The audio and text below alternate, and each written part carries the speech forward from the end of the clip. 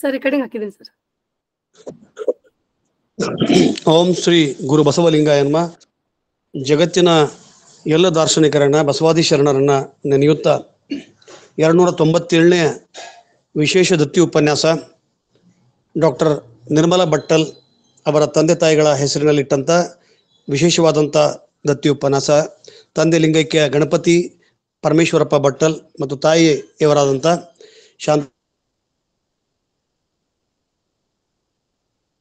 ಉಪನ್ಯಾಸ ಪೂರಕವಾಗಿ ಇವತ್ತಿನ ವಿಷಯ 297ನೇ ಉಪನ್ಯಾಸ. ವಿಷಯ ಪುಲಿಗೇರಿ ಪರಿಸರದ ಸಾಹಿತ್ಯ ಅಂತಕ್ಕಂಥದ್ದು. ಬಹುಶಃ ನಾವು ವಚನ ಸಾಹಿತ್ಯ ಮತ್ತು ಕರ್ನಾಟಕದ ಈ ಅಮೂಲ್ಯಗ್ರವಾದಂಥ ಬದಲಾವಣೆಗೆ ಕಾರಣವಾದಂಥ ಈ ಸಾಹಿತ್ಯ ಪುಲಿಗೇರಿ ಅಂತಕ್ಕಂಥ ಜೈನರ ಅಗ್ರಹಾರ, ಅಣ್ಣಿಗೇರಿ, ಪುಲಿಗೇರಿ, ಲಕ್ಷ್ಮೀಶ್ವರ ಇವೆಲ್ಲವುಗಳು ಕೂಡ ಹೇಗೆ ಬದಲಾವಣೆ ಆಯಿತು ಅಂತಕ್ಕಂಥದ್ದನ್ನು ನಾವು ಗಂಭೀರವಾಗಿ ತೆಗೆದುಕೊಳ್ಬೇಕು. ಈ ದಿಶೆಯೊಳಗೆ ಇವತ್ತಿನ ಉಪನ್ಯಾಸಕರಾಗಿ ನಮ್ಮಲ್ಲಿ ಹಲವಾರು ಬಾರಿ ಉಪನ್ಯಾಸಗಳನ್ನು ಮಾಡಿ ತಮ್ಮ ಪ್ರಭುತ್ವವನ್ನು ನಮಗೆ ಎಡೆಮಾಡಿ ಕೊಟ್ಟಂಥ ಶರಣೆ ಡಾಕ್ಟರ್ ಸುಧಾ ಕೌಜ್ಗೇರಿ ಮೇಡಮ್ ಅವರಿಗೆ ಸ್ವಾಗತ ಕೊಡ್ತಾ ಇದ್ದೀನಿ. ಬೇರೆ ಎಲ್ಲ ಬಸವ ಭಕ್ತರು, ನಾಡಿನ ದೇಶದ ಬೇರೆ ಬೇರೆ ರಾಷ್ಟ್ರದ ಬಸವ ಭಕ್ತರು ಇಲ್ಲಿ ಜಾಯ್ನ್ ಆಗ್ತಾ ಇದ್ದಾರೆ. ಅವರೆಲ್ಲರಿಗೂ ಕೂಡ ಸ್ವಾಗತವನ್ನು ಕೊಡ್ತಾ ಇದ್ದೇನೆ. ಆರಂಭದಲ್ಲಿ ವಚನ ಪ್ರಾರ್ಥನೆಯನ್ನು ಶರಣೆ ಗಾನಕೋಗಿಲೆ ನೈನಾ ಗಿರಿಗೌಡರವರು ಮಾಡಲಿ ಅಂತ ಅವ್ರು ಕೇಳ್ಕೊಳ್ತೀವಿ. ಎಲ್ಲ ಶರಣ ಬಂಧುಗಳಿಗೆ ಶರಣಾರ್ಥಿಗಳು. ಸರ್ ಕೇಳಿಸ್ತದ್ರಿ? ಹಾ, ಕೇಳ್ತಾರೆ.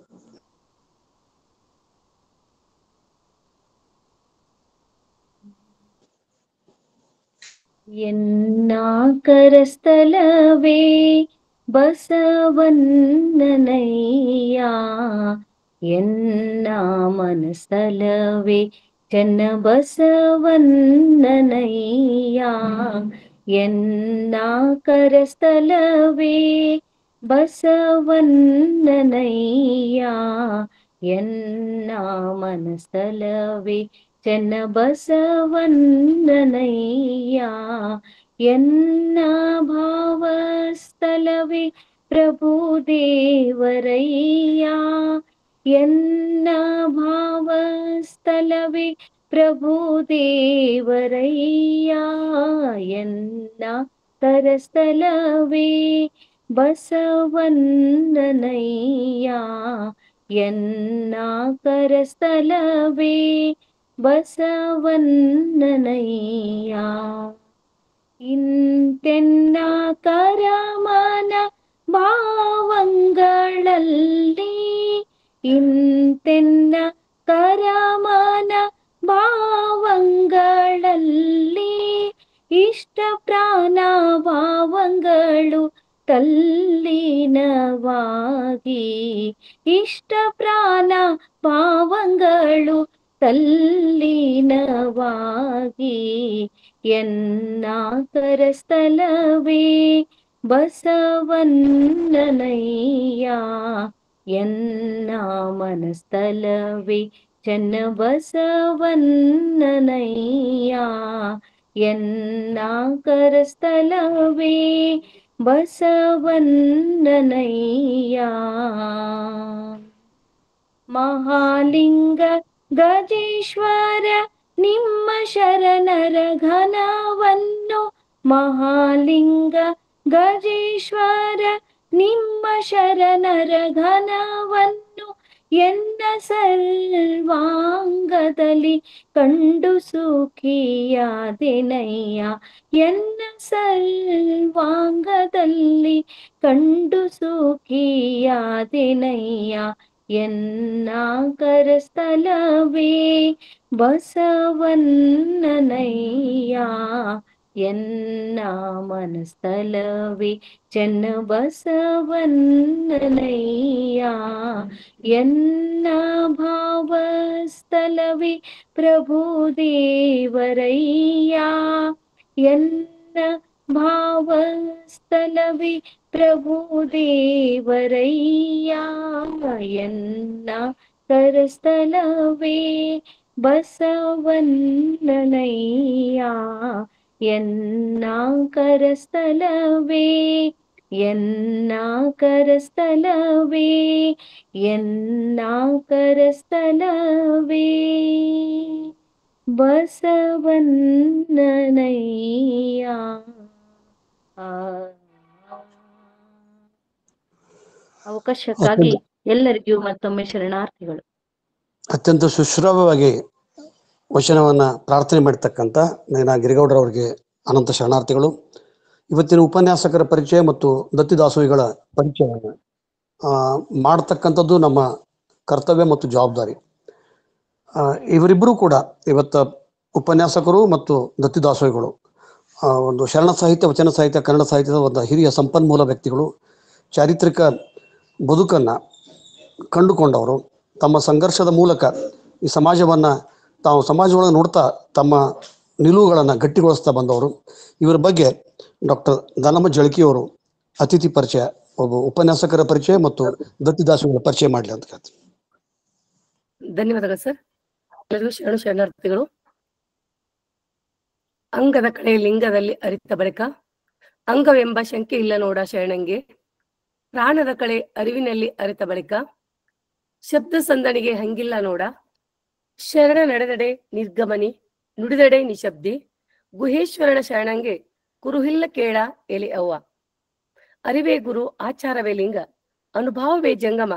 ಶರಣ ಮಾರ್ಗದ ತತ್ವ ಸಿದ್ಧಾಂತದಡಿಯಲ್ಲಿ ಬಸವ ಅಂತಾರಾಷ್ಟ್ರೀಯ ತಿಳುವಳಿಕೆ ಮತ್ತು ಸಂಶೋಧನಾ ಕೇಂದ್ರ, ಪುಣೆಯ ವಚನಾಧ್ಯಯನ ವೇದಿಕೆ ಮತ್ತು ಅಕ್ಕನ ಅರಿವು ಬಳಗದ ಸಂಯುಕ್ತ ಆಶ್ರಯದಲ್ಲಿ ಡಾಕ್ಟರ್ ನಿರ್ಮಲಾ ಭಟ್ಟಲ್, ಪ್ರಾಚಾರ್ಯರು, ಮಹಾಂತೇಶ್ ನಗರ್ ರವಾಸಿಗಳ ಸಂಘದ ಶಿಕ್ಷಣ ಮಹಾವಿದ್ಯಾಲಯ ಮಹಾಂತೇಶ್ ಬೆಳಗಾವಿ, ಅವರ ತಂದೆ ಲಿಂಗೈಕ್ಯ ಗಣಪತಿ ಪರಮೇಶ್ವರಪ್ಪ ಭಟ್ಟಲ್ ಮತ್ತು ತಾಯಿ ಲಿಂಗೈಕ್ಯ ಶಾಂತಾ ಗಣಪತಿ ಭಟ್ಟಲ್ ಅವರ ಸ್ಮರಣಾರ್ಥ ವಿಶೇಷ ದತ್ತಿ ಉಪನ್ಯಾಸವಾಗಿ ಪುಲಿಗೆರೆ ಪರಿಸರದ ಪರಂಪರೆ, ಸಾಮೂಹಿಕ ಚಿಂತನ ಮತ್ತು ಸಂವಾದ ಕಾರ್ಯಕ್ರಮದಲ್ಲಿ ಉಪಸ್ಥಿತರಿರುವ ಸರ್ವ ಶರಣು ಬಂಧುಗಳಿಗೆ ಶರಣಾರ್ಥಿಗಳು.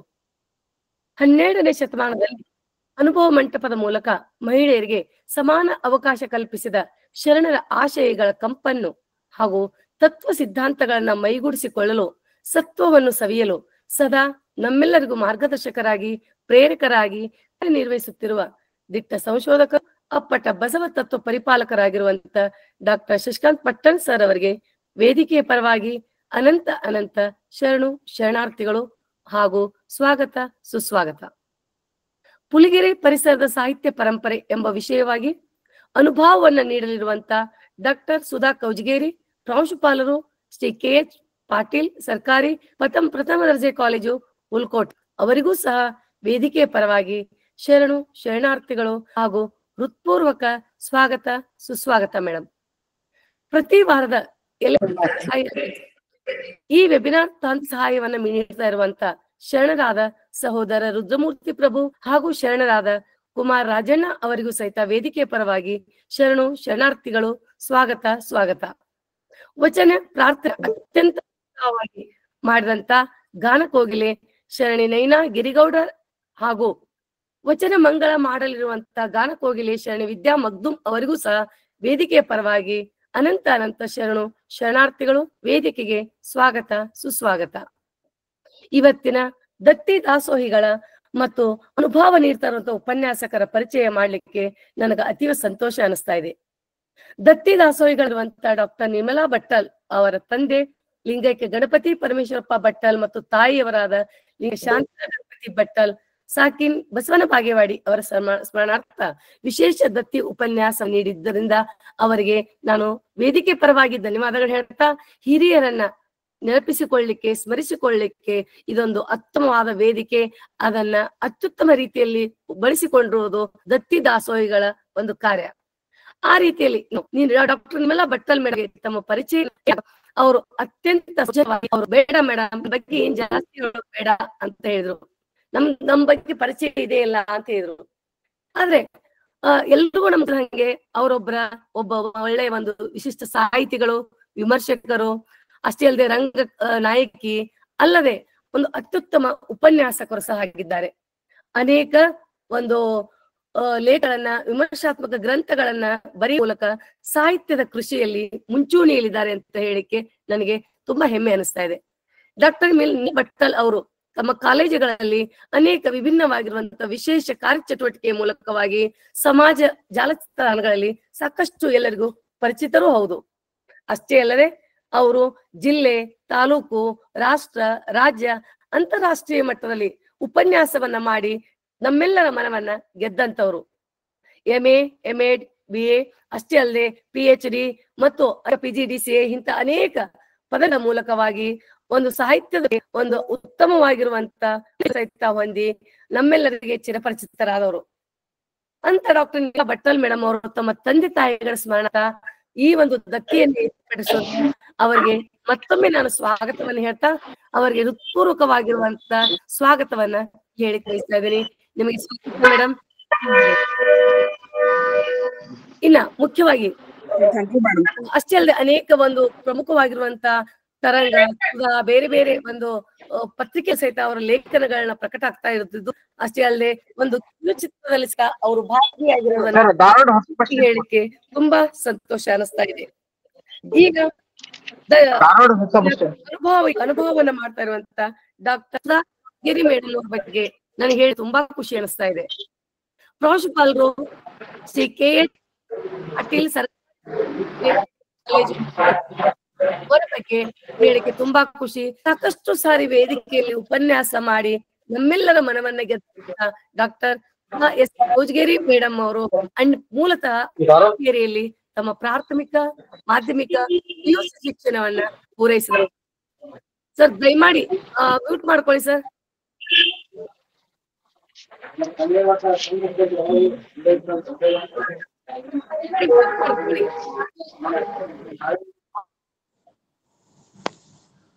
ಅಷ್ಟೇ ಅಲ್ಲದೆ ಪ್ರಮುಖವಾಗಿ ಕರ್ನಾಟಕ ಕಾಲೇಜ್ ಧಾರವಾಡ ಅಲ್ಲಿ BA ನ ಬಂಗಾರದ ಪದಕದ ಮೂಲಕವಾಗಿ ಅವರು ಬಂದಿದ್ದನ್ನ ಈ ಒಂದು ಬಹಳ ಖುಷಿ ಅನಿಸ್ತಾ ಇದೆ.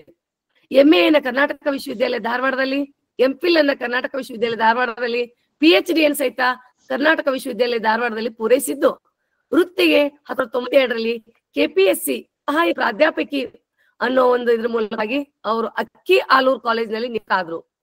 1/10/2005ರಿಂದ 3/5/2022ರವರೆಗೆ ಅಣ್ಣಿಗೇರಿ ಕಾಲೇಜ್ನಲ್ಲಿ ಕಾರ್ಯವನ್ನ ನಿರ್ವಹಣೆ ಮಾಡ್ತಾ 4/5/22ರಿಂದ KH ಪಾಟೀಲ್ ಸರ್ಕಾರಿ ಪ್ರಥಮ ದರ್ಜೆ ಕಾಲೇಜು ಹುಲಕೋಟಿ ಇಲ್ಲಿ ಕಾರ್ಯನಿರ್ವಹಣೆ ಕೃಷಿಯನ್ನ ಪ್ರಾರಂಭಿಸಿದ್ರು. ಪ್ರಸ್ತುತ ಶ್ರೀ KH ಪಾಟೀಲ್ ಸರ್ಕಾರಿ ಪ್ರಥಮ ದರ್ಜೆ ಕಾಲೇಜು ಹುಲಕೋಟಿ ಇಲ್ಲಿ ಅವರು 33 ವರ್ಷ ಸೇವೆಯನ್ನು ಸಲ್ಲಿಸ್ತಾ ಇದ್ದಾರೆ. ಅವರು ಪ್ರಾಚಾರ್ಯರಾಗಿ ನಿರ್ವಹಿಸ್ತಾ ಇದ್ದಾರೆ. ಅಲ್ಲದೆ ಮೇಡಮ್ ಅವ್ರಿಗೆ ಗುರುಶ್ರೀ ಅಧ್ಯಾಪಕ ಭೂಷಣ ಪ್ರಶಸ್ತಿ ಬಂದದ್ದು ವೇದಿಕೆ ತಿಳಿಸ್ಲಿಕ್ಕೆ ಬಹಳ ಖುಷಿ ಅನಿಸ್ತಾ ಇದೆ. 33 ವರ್ಷದ ಈ ಒಂದು ಸೇವೆಯಲ್ಲಿ ಅನೇಕ ಕಾರ್ಯಚಟುವಟಿಕೆಗಳನ್ನ, ಸಾಂಸ್ಕೃತಿಕ ಚಟುವಟಿಕೆಗಳನ್ನ ಮಾಡುವ ಮೂಲಕ ಕಾಲೇಜವನ್ನ ಮುಂಚೂಣಿಯಲ್ಲಿ ಇಲ್ಲಿ ಇರಿಸಿದ್ದನ್ನ ಹೇಳಲಿಕ್ಕೆ ಖುಷಿ ಅನಿಸ್ತಾ ಇದೆ. ಜೊತೆಗೆ ಮೇಡಮ್ ಅವರು ಅನೇಕ ಲೇಖನಗಳನ್ನ, ಪುಸ್ತಕಗಳನ್ನ ಮತ್ತು ಅನೇಕ ಉಪನ್ಯಾಸಗಳನ್ನ ನೀಡಿದ್ದು ನಿಮ್ಮೆಲ್ಲರಿಗೂ ಪರಿಚಿತವಾದಂತ ವಿಷಯ. ಇಂತಹ ಅನುಭವಿಗಳು ಇವತ್ತು ಉಪನ್ಯಾಸ ನೀಡ್ತಾ ಇರೋದು ನಮ್ಮೆಲ್ಲರಿಗೂ ಅತ್ಯಂತ ಖುಷಿ. ಮೇಡಮ್ ಅವ್ರ ಮಾತು ಕೇಳೋದಂದ್ರೆ ಒಂದು ಹೋಳಿಗೆ ಊಟ, ಹುಗ್ಗಿ ಊಟ ಇದಾಗೆ. ಅಂತ ಅದ್ಭುತವಾಗಿರುವಂತ ಉಪನ್ಯಾಸಕರು ಒಂದು ಎಳೆಯಾಗಿ ವಿಶ್ಲೇಷಣಾತ್ಮಕವಾಗಿರುವಂತ ವಿವರಣೆಗಳನ್ನ ವಿಮರ್ಶಾತ್ಮಕ ವೈಚಾರಿಕವಾಗಿ ತಿಳಿಸುವಂತ ಅವರ ಕೌಶಲ್ಯ ನಿಜವಾಗ್ಲೂ ನಾವೆಲ್ಲರೂ ಮಾರು ಹೋಗಿದೀವಿ. ಅಂತಹ ಉಪನ್ಯಾಸಕರು ಇವತ್ತು ನಿಜ ಹೇಳ್ಬೇಕಂದ್ರೆ ಅವರು ಚೇಂಜ್ ಮಾಡಕ್ ಆಗುತ್ತಾ ಅಂತ ಕೇಳಿದ್ರು. ಮೇಡಮ್ ಆಲ್ರೆಡಿ ಫಿಕ್ಸ್ ಆಗಿದೆ ಮೇಡಮ್ ಅಂದಾಗ, ಆದಾಗ್ಯೂ ತಮ್ಮ ಎಲ್ಲ ಕೆಲಸವನ್ನ ಬದಿಗೊತ್ತಿ ತಮ್ಮ ಅನುಭವವನ್ನ ನೀಡ್ಲಿಕ್ಕೆ ನಿಮ್ಮ ವೇದಿಕೆಗೆ ಬಂದಿದ್ದು ನಮಗೆ ಅತೀವ ಸಂತೋಷ ಮೇಡಮ್. ತಮಗೆ ಧನ್ಯವಾದಗಳು ಹೇಳ್ತಾ ಈಗ ವೇದಿಕೆ ತಮಗಾಗಿ. ಧನ್ಯವಾದಗಳು ಮೇಡಮ್. ಧನ್ಯವಾದಗಳು ಸರ್. ಅನಂತ ಧನ್ಯವಾದಗಳು. ಅವರಿಬ್ಬರನ್ನ ಅತ್ಯಂತ ಸರಳವಾಗಿ, ಸುಂದರವಾಗಿ ಪರಿಚಯ ಮಾಡಿದ್ರು. ಡಾಕ್ಟರ್ ನಿರ್ಮಲಾ ಭಟ್ಟಲ್ 25-30 ವರ್ಷಗಳ ಹಿಂದೆ ಅವರು ವಿದ್ಯಾರ್ಥಿ ಇದ್ದಾಗನೇ 1995 ಸಂಯುಕ್ತ ಕರ್ನಾಟಕ ದೀಪಾವಳಿ ಕವನ ರಚನೆ ಸ್ಪರ್ಧೆಯಲ್ಲಿ ಪ್ರಥಮ ಗಳಿಸಿ 5,000 ರೂಪಾಯಿ ಪ್ರಶಸ್ತಿಯನ್ನು ತೆಗೆದುಕೊಂಡವರು. ಕಾವ್ಯ ಅವರ 2-3 ಕವನ ಸಂಕಲನ, ವಿಮರ್ಶೆ, ಹಲವಾರು ವಿಷಯದೊಳಗೆ ಅವರು ತೊಡಗಿಸಿಕೊಂಡಾರೆ. ಮತ್ತಿನ್ನು ಡಾಕ್ಟರ್ ಸುಧಾ ಕೌಜ್ಗೇರಿ ಅವರು ಅಂತಂದ್ರೆ ಕನ್ನಡದ ಪಾರಿಭಾಷಿಕ ಪದದೊಳಗೆ ಬರ್ತಕ್ಕಂಥ ಯಾವುದೇ ವಿಷಯಗಳನ್ನು ಕೊಟ್ಟರು ಕೂಡ ಅತ್ಯಂತ ನಿರರ್ಗಳವಾಗಿ ಆಳವಾಗಿ ಅಧ್ಯಯನ ಮಾಡಿಕೊಂಡು ಪ್ರಸಾದ ಮಾಡ್ತಕ್ಕಂಥವ್ರು. ನಮ್ಮ ತಂಡದ ಒಂದು ಸಂಪನ್ಮೂಲ ವ್ಯಕ್ತಿ ಅಂದ್ರೆ she is an asset to ಅವರ ಇನ್ಸ್ಟಿಟ್ಯೂಷನ್ ಅಂತಕ್ಕಂಥ ಅಷ್ಟೊಂದು ಗೌರವ ಪ್ರೀತಿ. ನಿನ್ನೆ ಕೇಳಿದ್ರು ಪುಲಿಗೇರಿ ಬಗ್ಗೆ ಎಷ್ಟು ಮಾತಾಡ್ಬೇಕು, ಏನು ಮಾತಾಡ್ಬೇಕು ಅಂತಕ್ಕಂಥದ್ದು. ನಾ ಹೇಳಿದೆ ನಿಮಗೆ ನಾವೇನು ಹೇಳ್ದೈತ್ರಿ, ನೀವು ನಮಗೆ ಹೇಳ್ಬೇಕಾಗೈತಿ. ಶರಣರ ಪರಂಪರೆ ಮತ್ತು ಮಾಡ್ತೀವಿ ಅಂತ ತಿಳ್ಕೊಂಡು ಮಾಡಿದಾಗ ಅವರಿಗೆ ಇಬ್ಬರಿಗೆ ಮತ್ತು ಎರಡೂ ಕುಟುಂಬದ ಸದಸ್ಯರನ್ನ ಸ್ವಾಗತ ಮಾಡ್ತಾ, ಮೇಡಮ್ ಈಗ ತಮಗೆ 1 ಗಂಟೆ ಸಮಯ, ತಾವು ದಯವಿಟ್ಟು ಪುಲಿಗೇರಿ ಪರಿಸರದ ಸಾಹಿತ್ಯ ಪರಂಪರೆ ಬಗ್ಗೆ ಮಾತಾಡ್ರಿ ಅಂತ ಮಾಡಿ ಕೇಳ್ಕೊಳ್ತೇವೆ. ಶರಣಾರ್ಥಿ.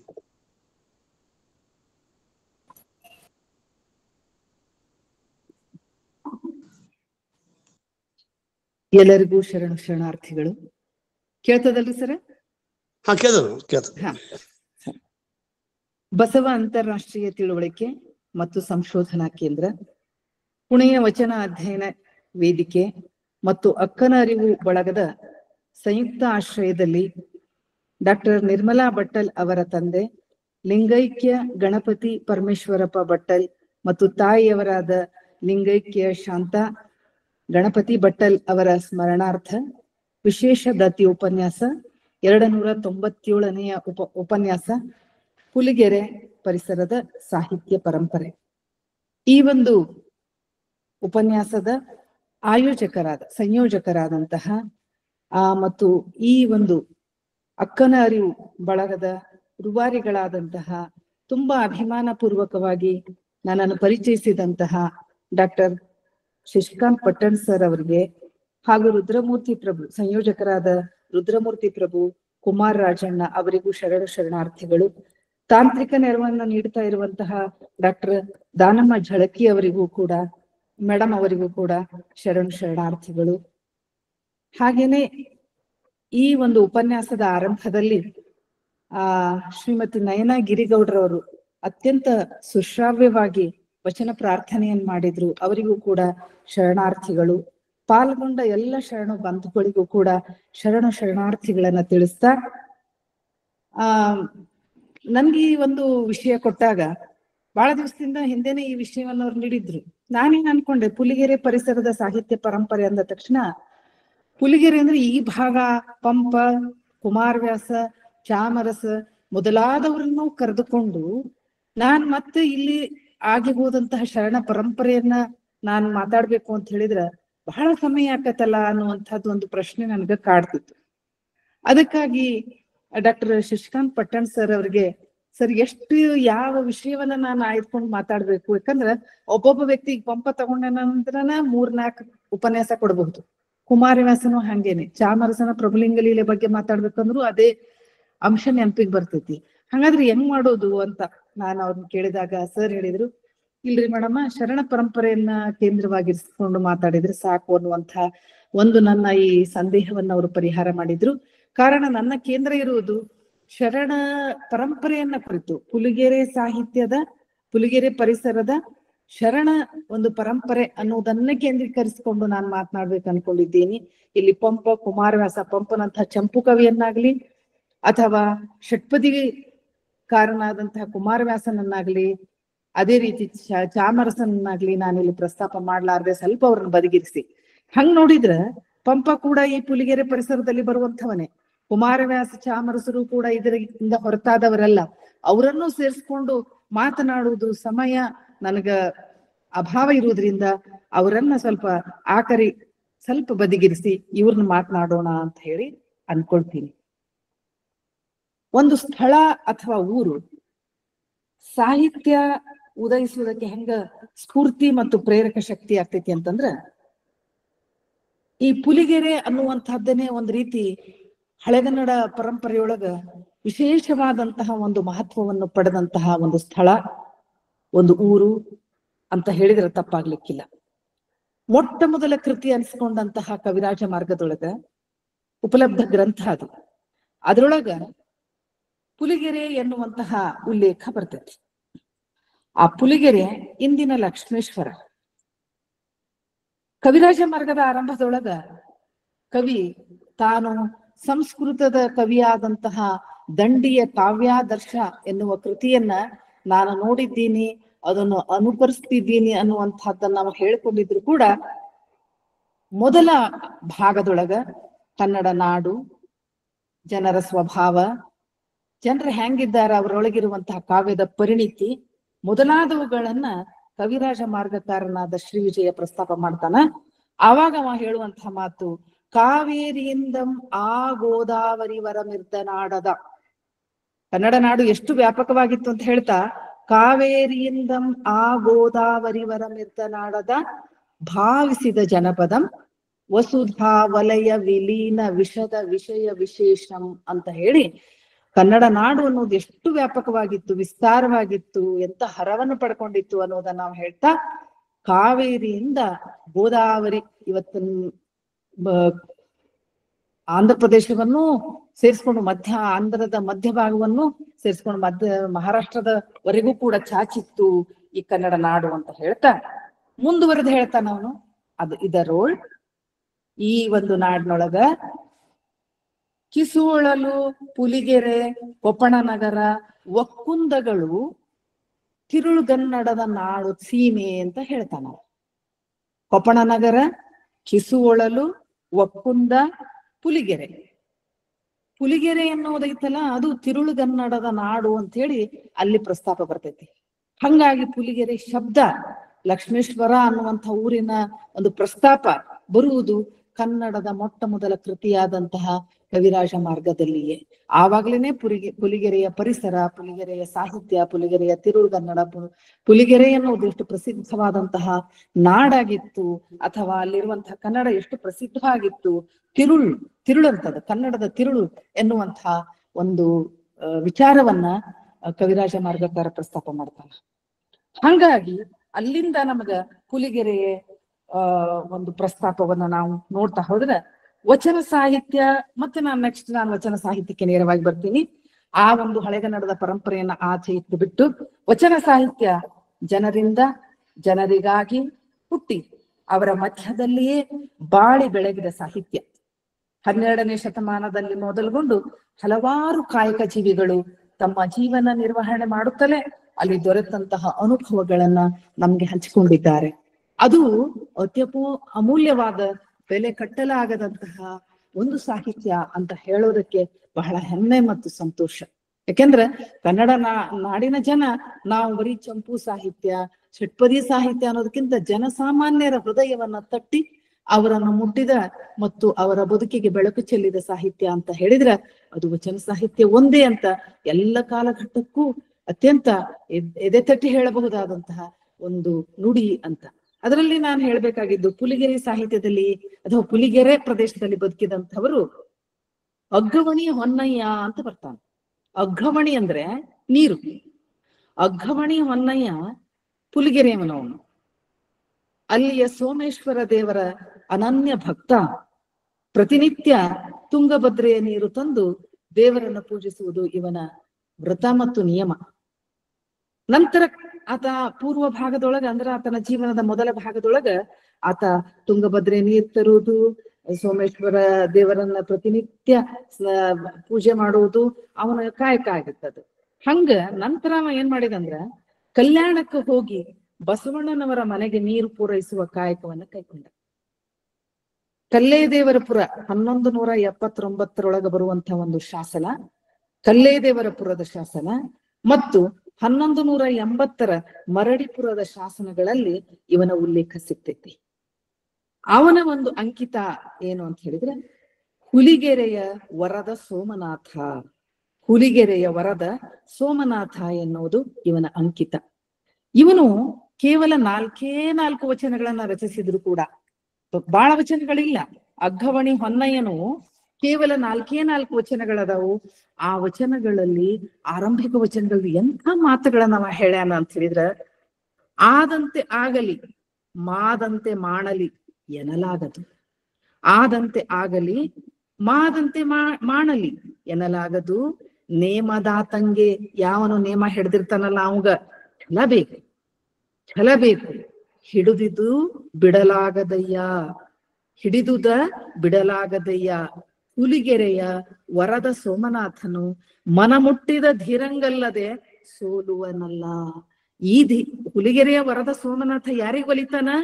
ಮನಮುಟ್ಟಿ ಮಾಡುವಂತಹ ಕಾಯಕವನ್ನ ಯಾವ ಭಕ್ತ ನಿರಂತರವಾಗಿ ಪಾಲಿಸ್ಕೊಂಡು ಬರ್ತಾ ಇದ್ದಾನಲ್ಲ ಯಾವ ಭಕ್ತನಿಗೆ ಛಲ ಐತಲ್ಲ, ಯಾವನು ಆದಂತಾಗ್ಲಿ ಹೋದಂತ ಹೋಗ್ಲಿ ಅಂತ ಅನ್ನಲಾರದೆ ಅದನ್ನ ಮನಮುಟ್ಟಿ ಮಾಡುವಂತಹ ಕಾಯಕ ಜೀವಿಗೆ ಅವನು ಒಲಿತಾನೆ ಹೊರತು ಅದಾದಂತಾಗ್ಲಿ ಹೋದಂತ ಹೋಗ್ಲಿ ಅನ್ನೋದಲ್ಲ ಅನ್ನುವಂತಹ ತನ್ನ ಕಾಯಕ ಪ್ರೇಮವನ್ನ ವಚನವೊಂದರಲ್ಲಿ ಅವನು ನಿರೂಪಿಸ್ತಾನೆ.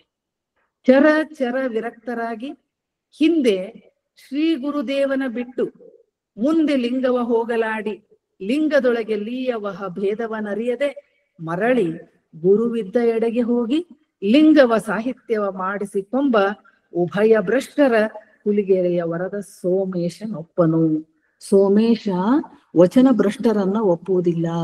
ಒಂದ ಕಡೆ ದೇವರ ದೊಡ್ಡವನು, ಒಂದ ಕಡೆ ಗುರುದೇವ ತನ್ನ ಕರುಣಿಸಿದಂತಹ ತನಗೆ ಮಾರ್ಗದರ್ಶನ ಮಾಡಿದಂತಹ ಗುರುವನ್ನ ಹಿಂದಿಕ್ಕಿ ಮುಂದೆ ಲಿಂಗವನ್ನು ಕೂಡ ತ್ಯಜಿಸಿ ಮುಂದೆ ಹೋಗುವಂತಹ ಈ ಎರಡನ್ನೂ ಕೂಡ ತಿರಸ್ಕರಿಸಿ ತಾನ್ ದೊಡ್ಡವನು ಅಂತ ಮೆರೆಯುವಂತಹ ವಚನ ಭ್ರಷ್ಟನನ್ನ ಹುಲಿಗೆರೆಯ ವರದ ಸೋಮೇಶ್ವರನು ಒಪ್ಪನು ಎನ್ನುವ ಮಾತನ್ನ ಅವನು ಹೇಳ್ತಾನೆ. ಮತ್ತೊಂದು ಬಹಳ ಸುಂದರವಾದಂತಹ ವಚನ, ನನ್ಗೆ ಬಹಳ ಇಷ್ಟವಾದಂತಹ ವಚನ ಇದೆ. ವಿಶ್ವವೆಲ್ಲವೂ ಪಶುವು, ವಿಶ್ವವೆಲ್ಲ ಪಶುವು, ಶಿವನೊಬ್ಬನೇ ಪತಿ, ಬೇರೊಬ್ಬ ಪತಿ ಇಲ್ಲ, ಇದು ಸತ್ಯವಿದು ಸತ್ಯ. ನಮ್ಮ ಹುಲಿಗೆರೆಯ ವರದ ಸೋಮನಾಥನಲ್ಲದೆ ಬೇರೊಬ್ಬರುಂಟಾದರೆ ತೋರಿಕೊಡಿ, ಬೇರೊಬ್ಬರುಂಟಾದರೆ ಬೇರೆ ಯಾರ ದೇವ್ರದಾರ, ಬೇರೆ ಒಬ್ಬ ಇನ್ನೊಬ್ಬ ಪರಮಾತ್ಮದಾನ ಅನ್ನೋದಿತ್ತಂದ್ರೆ ತೋರಿಸಿಕೊಡ್ರಿ, ತೋರಿಕೊಡಿ, ನೀವು ಬಲ್ಲಿರೆ, ನಿಮಗ್ ಗೊತ್ತೈತೇನೋ ಅವೊಬ್ಬವನ. ನಾವೆಲ್ಲ ಇಡೀ ಜಗತ್ತನ್ನೋದೇ ಒಂದು ಪಶು ಇದ್ದಂಗ, ಅದನ್ನ ಪಾಲಿಸುವಂತಹ ಪತಿ ಶಿವ ಒಬ್ಬನೇ ಅನ್ನುವಂಥ ಮಾತನ್ನ ಅವನು ಪ್ರಸ್ತಾಪ ಮಾಡ್ತಾನ. ಹೊರಗುಂಟು ತನು ಒಳಗೆ ನಿರಂಜನ ಜ್ಯೋತಿ, ಹೊರಗುಂಟು ತನು ಒಳಗೆ ನಿರಂಜನ ಜ್ಯೋತಿ, ತೆರಹಿಲ್ಲದಪ್ಪವನಾರು ಬಲ್ಲವರಿಲ್ಲ ಕೇಳಿರೆ. ಶಿವನಲ್ಲದೆ ಬೇರೆ ದೈವವಿಲ್ಲ, ಶಿವನಲ್ಲದೆ ಬೇರೆ ದೈವವಿಲ್ಲ. ಹುಲಿಗೆರೆಯ ವರದ ಸೋಮನಾಥನು ಏಕೋ ರುದ್ರನ್ ಅದ್ವಿತೀಯನೆಂದುದು ಶ್ರುತಿ, ಏಕೋ ರುದ್ರನ್ ಅದ್ವಿತೀಯ ಎಂದುದು ಶ್ರುತಿ. ನೀವೆಲ್ಲ ಹೇಳೋದಲ್ಲ, ಶ್ರುತಿ ಅಂಥವು ಏನಂತ ಹೇಳಿಬಿಟ್ಟಾವ, ಶಿವ ಒಬ್ಬನೇ ದೇವ್ರು ಅನ್ನೋದನ್ನ ಹೇಳಿಬಿಟ್ಟಾವ. ಅದನ್ನ ಹೊರತು ಬೇರೆ ದೇವರಿಲ್ಲ ಅನ್ನುವಂತಹ ಶಿವನನ್ನು ಹೊರತುಪಡಿಸಿ ಮತ್ತಾವ ದೇವರು ಇಲ್ಲ ಎನ್ನುವಂಥದ್ದನ್ನ ಅಗ್ಗವಣಿ ಹೊನ್ನಯ್ಯ ತನ್ನ ವಚನಗಳ ಮೂಲಕ ನಾಲ್ಕು ವಚನಗಳನ್ನ ಬರೆದ್ರು ಕೂಡ ಅತ್ಯಂತ ಮೌಲಿಕವಾದಂತಹ ವಚನಗಳನ್ನ ಅವನು ಕನ್ನಡ ಸಾಹಿತ್ಯಕ್ಕೆ ಕೊಟ್ಟಿದ್ದಾನೆ. ಅವನು ಪುಲಿಗೆರೆವನು ಅಂತ ಹೇಳೋದಕ್ಕ ಒಂದು ಹೆಮ್ಮೆ. ನಮ್ಮ ಭಾಗದವನು, ಈ ಪುಲಿಗೆರೆಯಲ್ಲಿ ಲಕ್ಷ್ಮೇಶ್ವರದಲ್ಲಿ ಬದುಕಿ ಹೋದವನು ಅನ್ನುವಂಥದ್ದನ್ನ ನಾವು ನೆನಪಿಸ್ಕೊಳ್ಬೇಕು. ಇನ್ನು ಮುಂದುವರೆದು ಇನ್ನೊಬ್ಬ ಒಂದು ಎರಡು ವ್ಯಕ್ತಿತ್ವಗಳನ್ನ ನಿಮ್ಮ ಮುಂದೆ ನಾ ಹೇಳೋದಾದ್ರ, ಅಜಗಣ್ಣ ಮತ್ತು ಮುಕ್ತಾಯಕ್ಕ. ಬಹಳ ದೂರ ಏನಿಲ್ಲವರು, ಇಲ್ಲೇ ಸಮೀಪದ ಪುಲಿಗೆರೆ ಸಮೀಪದ ಲಕ್ಕುಂಡಿಯವರು.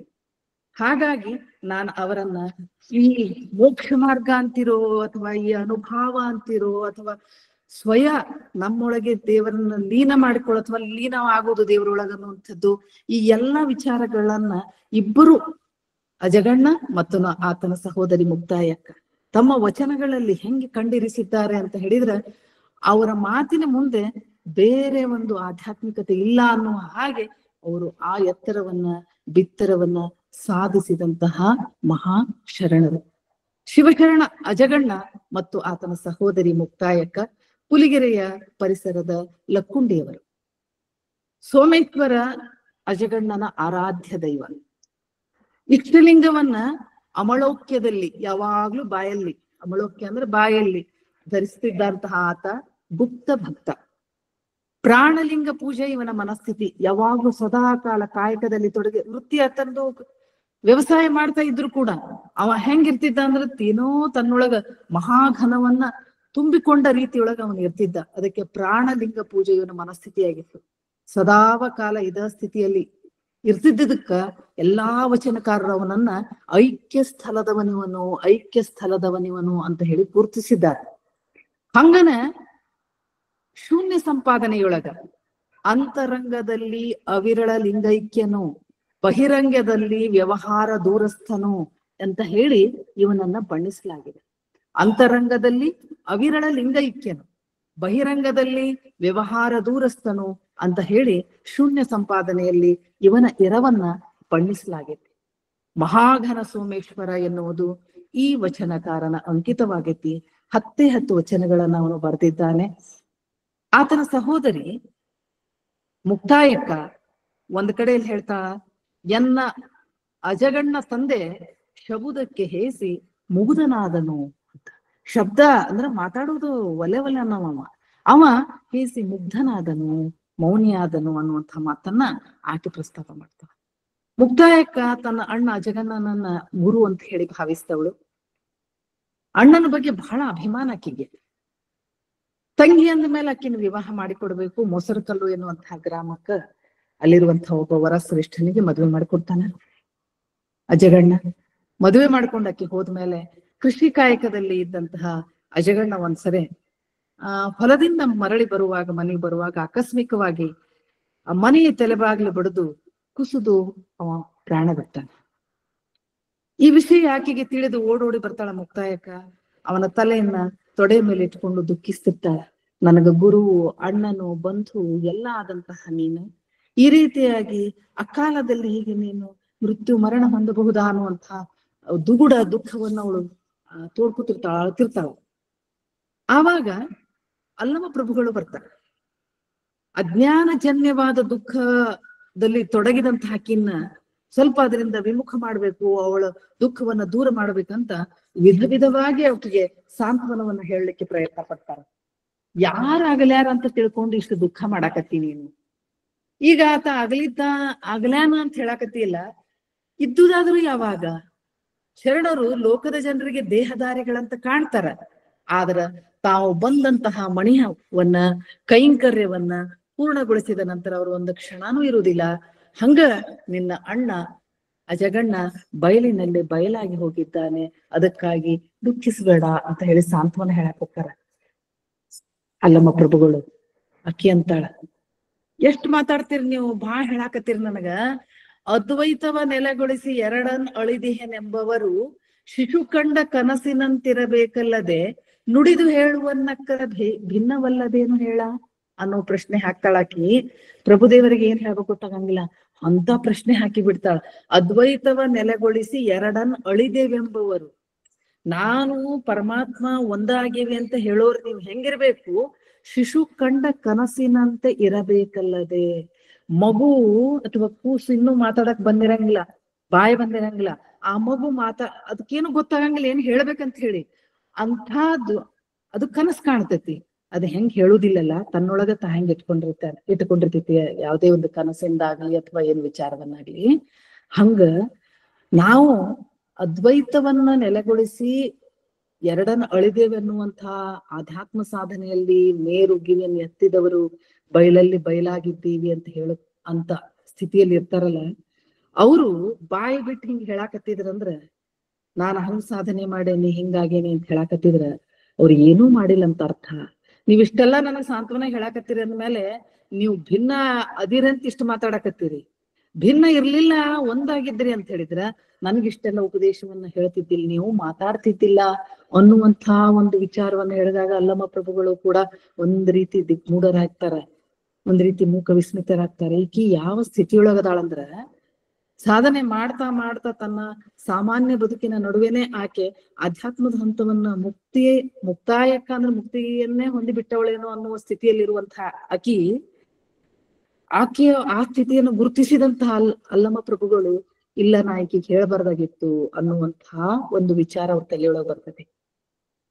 ಮತ್ತಕಿನ ಅಂತಾಳ, ತನಕ್ಕಿಂತ ಬಹಳ ದೊಡ್ಡವರು ಅಲ್ಲಮ್ಮ ಪ್ರಭುಗಳು. ವಾಗ್ವಾದ ನಡಿತೈತಿ, ಮಾತುಕತೆ ಜರುಗ್ತೈತಿ. ಆಮೇಲೆ ಅಕ್ಕಿ ಒಂದು ಮಾತು ಹೇಳ್ತಾಳ, ತನ್ನ ಒಂದು ವಚನದೊಳಗೆ ಹೇಳ್ತಾಳ, ಹೌದು ನೀವ್ ಹೇಳುದು ಸರಿನಾ ಐತಿ. ಶಿವಶರಣರ ಮಹಿಮೆ ಆರಿಗೆಯೂ ಕಾಣಬಾರದು, ಯಾರಿಗೂ ಗೊತ್ತಾಗುದಿಲ್ಲ ಅದು.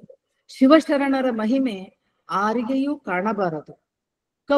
ಕಬ್ಬುನ ಉಂಡ ನೀರಿನಂತೆ, ಕಬ್ಬಿಸಿಲುಂಡ ಅರಿಶಿಣದಂತೆ, ಉರಿಯೊಳಗ ಅಡಗಿದ ಕರ್ಪೂರದಂತೆ, ಬಯಲನಪ್ಪಿದ ವಾಯುವಿನಂತೆ, ಇಪ್ಪ ನಿಲುವು ನುಡಿದು ಹೇಳಿ ಎಂಬ ಮಾತಿಂಗೆ ಅಳವಡಬಹುದೇ. ಇಪ್ಪ ನಿಲುವು ಈ ರೀತಿ ಕಬ್ಬಿಣ ಉಂಡಂತಹ ನೀರು ಅಂದ್ರೆ ದಟ್ಟವಾದಂತಹ ಬಿಸಿಲನ್ನ ಉಂಡಂತಹ ಅರಿಶಿಣ, ಉರಿಯಲ್ಲಿ ಐಕ್ಯವಾದಂತಹ ಕರ್ಪೂರ, ಬಯಲೊಳಗೆ ಬಯಲಾದಂತಹ ವಾಯು, ಇಪ್ಪ ನಿಲುವು ಹಿಂಗಿರುವಂತಹ ನಿಲುವು ನುಡಿದು ಹೇಳಿ ಎಂಬ ಮಾತಿಗೆ ಅಳವಡುವುದೇ ಅರಿವಡೆ ಮತಿ ಇಲ್ಲ, ನೆನೆವಡೆ ಮನವಿಲ್ಲ, ಎನ್ನ ಅಜಗಣ್ಣ ತಂದೆಯನ್ನು ಒಳಗೊಂಡಿಪ್ಪ ನಿಮ್ಮ ಮಹಿಮೆಗೆ ನಮೋ ನಮೋ ಎನ್ನುತ್ತಿರ್ತೇನು. ಆಕಿನ ಅಂತಾಳ, ಇಲ್ಲ ಇಲ್ಲ, ನೀವು ಬೇರೆನೆ ಅನ್ಸಂಗಿಲ್ಲ ನನ್ಗ, ನನ್ನ ಅಜಗಣ್ಣ ತಂದೆಯನ್ನು ಒಳಗೊಂಡಿಪ್ಪ. ಅಜಗಣ್ಣ ತಂದೆ ಹೆಂಗದನಲ್ಲ ಅವನ್ ಹಾಂಗಿರುವಂತಹ ನಿಮ್ಮ ಮಹಿಮೆಗೆ ಎಲ್ಲವನ್ನೂ ಒಳಗೊಂಡು ನೀವೇನಾಗ್ಬಿಟ್ಟಿರಿ, ಏನೂ ಇಲ್ಲ, ಬಯಲನಪ್ಪಿದ ವಾಯುವಿನ ಹಾಗಿರುವಂತಹ ನಿಮ್ಮ ಸ್ಥಿತಿ ಇತ್ತಲ್ಲ, ಅದನ್ನ ನಾನು ಈಗ ಅರ್ಥ ಮಾಡ್ಕೊಂಡೀನಿ. ನಿಮ್ಮ ಮಹಿಮೆಗೆ ನಮೋ ನಮೋ ಎನ್ನುತ್ತಿರ್ತೇನು. ನಿಮ್ಮ ಮಹಿಮೆ ಬಗ್ಗೆ ನನ್ಗೆ ಎರಡು ಮಾತಿಲ್ಲ, ಆದ್ರೆ ಬಹಳ ಮಾತಾಡಕತ್ತಿರಲ್ಲ, ಅದಕ್ಕೆ ನಿಮ್ಮ ಇರುವಿಕೆ, ನಿಮ್ಮ ಸ್ಥಿತಿ ಇತ್ತಲ್ಲ, ನನಗೊಂದ್ ರೀತಿ ಇದು ಹೌದು ಅಲ್ಲೋ ಅನ್ನುವಂತಹ ಒಂದು ಸಂದೇಹವನ್ನ ನನಗೆ ಉಂಟು ಮಾಡಿಬಿಡ್ತು ಅನ್ನುವಂಥ ಮಾತನ್ನ ಆಕೆ ಪ್ರಸ್ತಾಪ ಮಾಡ್ತಾಳ. ಅಲ್ಲಿ ಅಲ್ಲಮ ಪ್ರಭುವಿನಲ್ಲಿ ಅಣ್ಣ ಇರುವುದನ್ನ ಆಕೆ ಗುರುತಿಸ್ಕೊಂತಾಳ, ಮುಕ್ತಾಯಕ ಗುರುತಿಸ್ತಾಳ. ಆಕೆ ಎಷ್ಟೆಲ್ಲ ವಚನಗಳನ್ನ ಆಕೆ ತುಂಬಾ ವಚನ 37 ವಚನಗಳು ಆಕೆಯು ಬರ್ತಾವ. ಅಕ್ಕ ಯಾರು ನಮ್ಮ ಮುಕ್ತಾಯಕ್ಕನು 37 ವಚನಗಳು ಬರ್ತಾವ. ಅದ್ರೊಳಗ ಒಂದೆರಡು ವಚನಗಳನ್ನ ಪ್ರಸ್ತಾಪ ಮಾಡ್ತೀನಿ ನಾನು.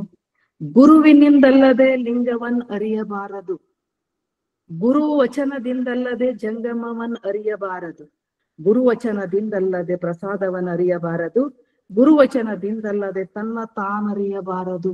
ತನ್ನನ್ ತಾನ್ ತಿಳ್ಕೊತೀನಿ ಅಂದ್ರೂ ಅದು ಗುರು ಮುಖೇನ ಸಾಧ್ಯವಾಗ್ತೈತಿ ವಿನಃ ಅದು ತನ್ನಿಂದ ತಾನು ಆಗಲಾರದು. ಗುರುವಚನದಿಂದಲ್ಲದೆ ತನ್ನ ತಾನರಿಯಬಾರದು. ಹಿಂದಣ ಜನ್ಮದಲ್ಲಿ ಲಿಂಗವ ಪೂಜಿಸಿ ಇಂದು ಜ್ಞಾನೋದಯವಾದಡೆ ಗುರುವಿಲ್ಲದ ಮುನ್ನ ಆಯಿತೆನ್ನಬಹುದೇ. ಗುರು ಇಲ್ಲದೆ ನನಗ ಆಗ್ಬಿಟ್ಟೈತಿ, ಅದು ನನಗ ಜ್ಞಾನೋದಯ ಅಂತ ಹೇಳಿ ಅನ್ನಕ್ ಬರ್ತೈತೇನು.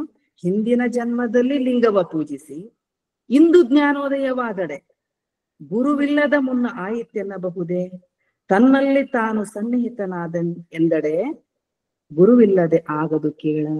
ನಾನ್ ಲಿಂಗದಲ್ಲಿ ಸನ್ನಿಹಿತ ಆಗ್ಬಿಟ್ಟೀನಿ, ಸ್ವಾಯತ್ತ ಮಾಡ್ಕೊಂಡ್ಬಿಟ್ಟೀನಿ ಅಂತ ನೀವೇನಾರು ಅಂತೀರಂದ್ರ ಅದು ಗುರುವಿಲ್ಲದೆ ಆಗದು ಕೇಳ. ಎನ್ನ ಅಜಗಣ್ಣನೆಂಬ ಗುರುವಿಲ್ಲದೆ ಆ ರೂಢಿಯ ಕೂಟ ಸಮನಿಸದು ಕೇಳ. ನನ್ನ ಗುರು, ನನ್ನ ತಂದೆ ಸಮಾನ ತಂದೆಯೇ ಆದಂಥ ಅಜಗಣ್ಣ ಎನ್ನುವಂಥ ಗುರು ಇಲ್ಲದೆ ಇದೆಲ್ಲ ಸಾಧ್ಯವಾಗದು ಅನ್ನುವಂಥ ಮಾತನ್ನ ಆಕೆ ಪ್ರಸ್ತಾಪ ಮಾಡ್ತಾಳೆ. ಮತ್ತೊಂದೆಡೆ ಆಕೆ ಇನ್ನೊಂದು ವಚನ, ಆರು ಇಲ್ಲದವಳೆಂದು ಆಳಿಗೊಳ್ಳಲು ಬೇಡ, ಆಳಿಗೊಂಡಡೆ ನಾನು ಅಂಜುವಳಲ್ಲ. ಯಾರು ಇಲ್ಲ ಅಂತ ತಿಳ್ಕೊಂಡಿರೇನು, ಎಲ್ಲರೂ ಇದ್ದಾರೆ ಅನ್ನುವಂಥ ಮಾತನ್ನ ಆಕಿ ಒಂದು ಕಡೆಯಲ್ಲಿ ಹೇಳ್ತಾಳ. ಅಂಧಕನ ಕೈಯ ಅಂಧಕ ಹಿಡಿದಂತಿರಬೇಕು. ಜ್ಞಾನೋದಯ ಆಗೈತಿ ಅಂದ್ರೆ ಹೆಂಗಿರ್ಬೇಕು, ಅಂಧಕನ ಕೈಯ ಅಂಧಕ ಹಿಡಿದಂತಿರಬೇಕು, ಮೂಗನ ಕೈಯಲ್ಲಿ ಕಾವ್ಯವ ಕೇಳಿದಂತಿರಬೇಕು, ದರ್ಪಣದೊಳಗಣ ಪ್ರತಿಬಿಂಬದಂತೆ ಕೂರ್ಮನ ಶಿಶುವಿನ ಸ್ನೇಹದಂತೆ ಇರಲಲ್ಲದೆ ಆರೂಢಗೆಟ್ಟೆಯೋ ಅಜಗಣ್ಣ ಎನ್ನುವಂಥ ಮಾತನ್ನ ಆಕೆ ಪ್ರಸ್ತಾಪ ಮಾಡ್ತಾಳೆ.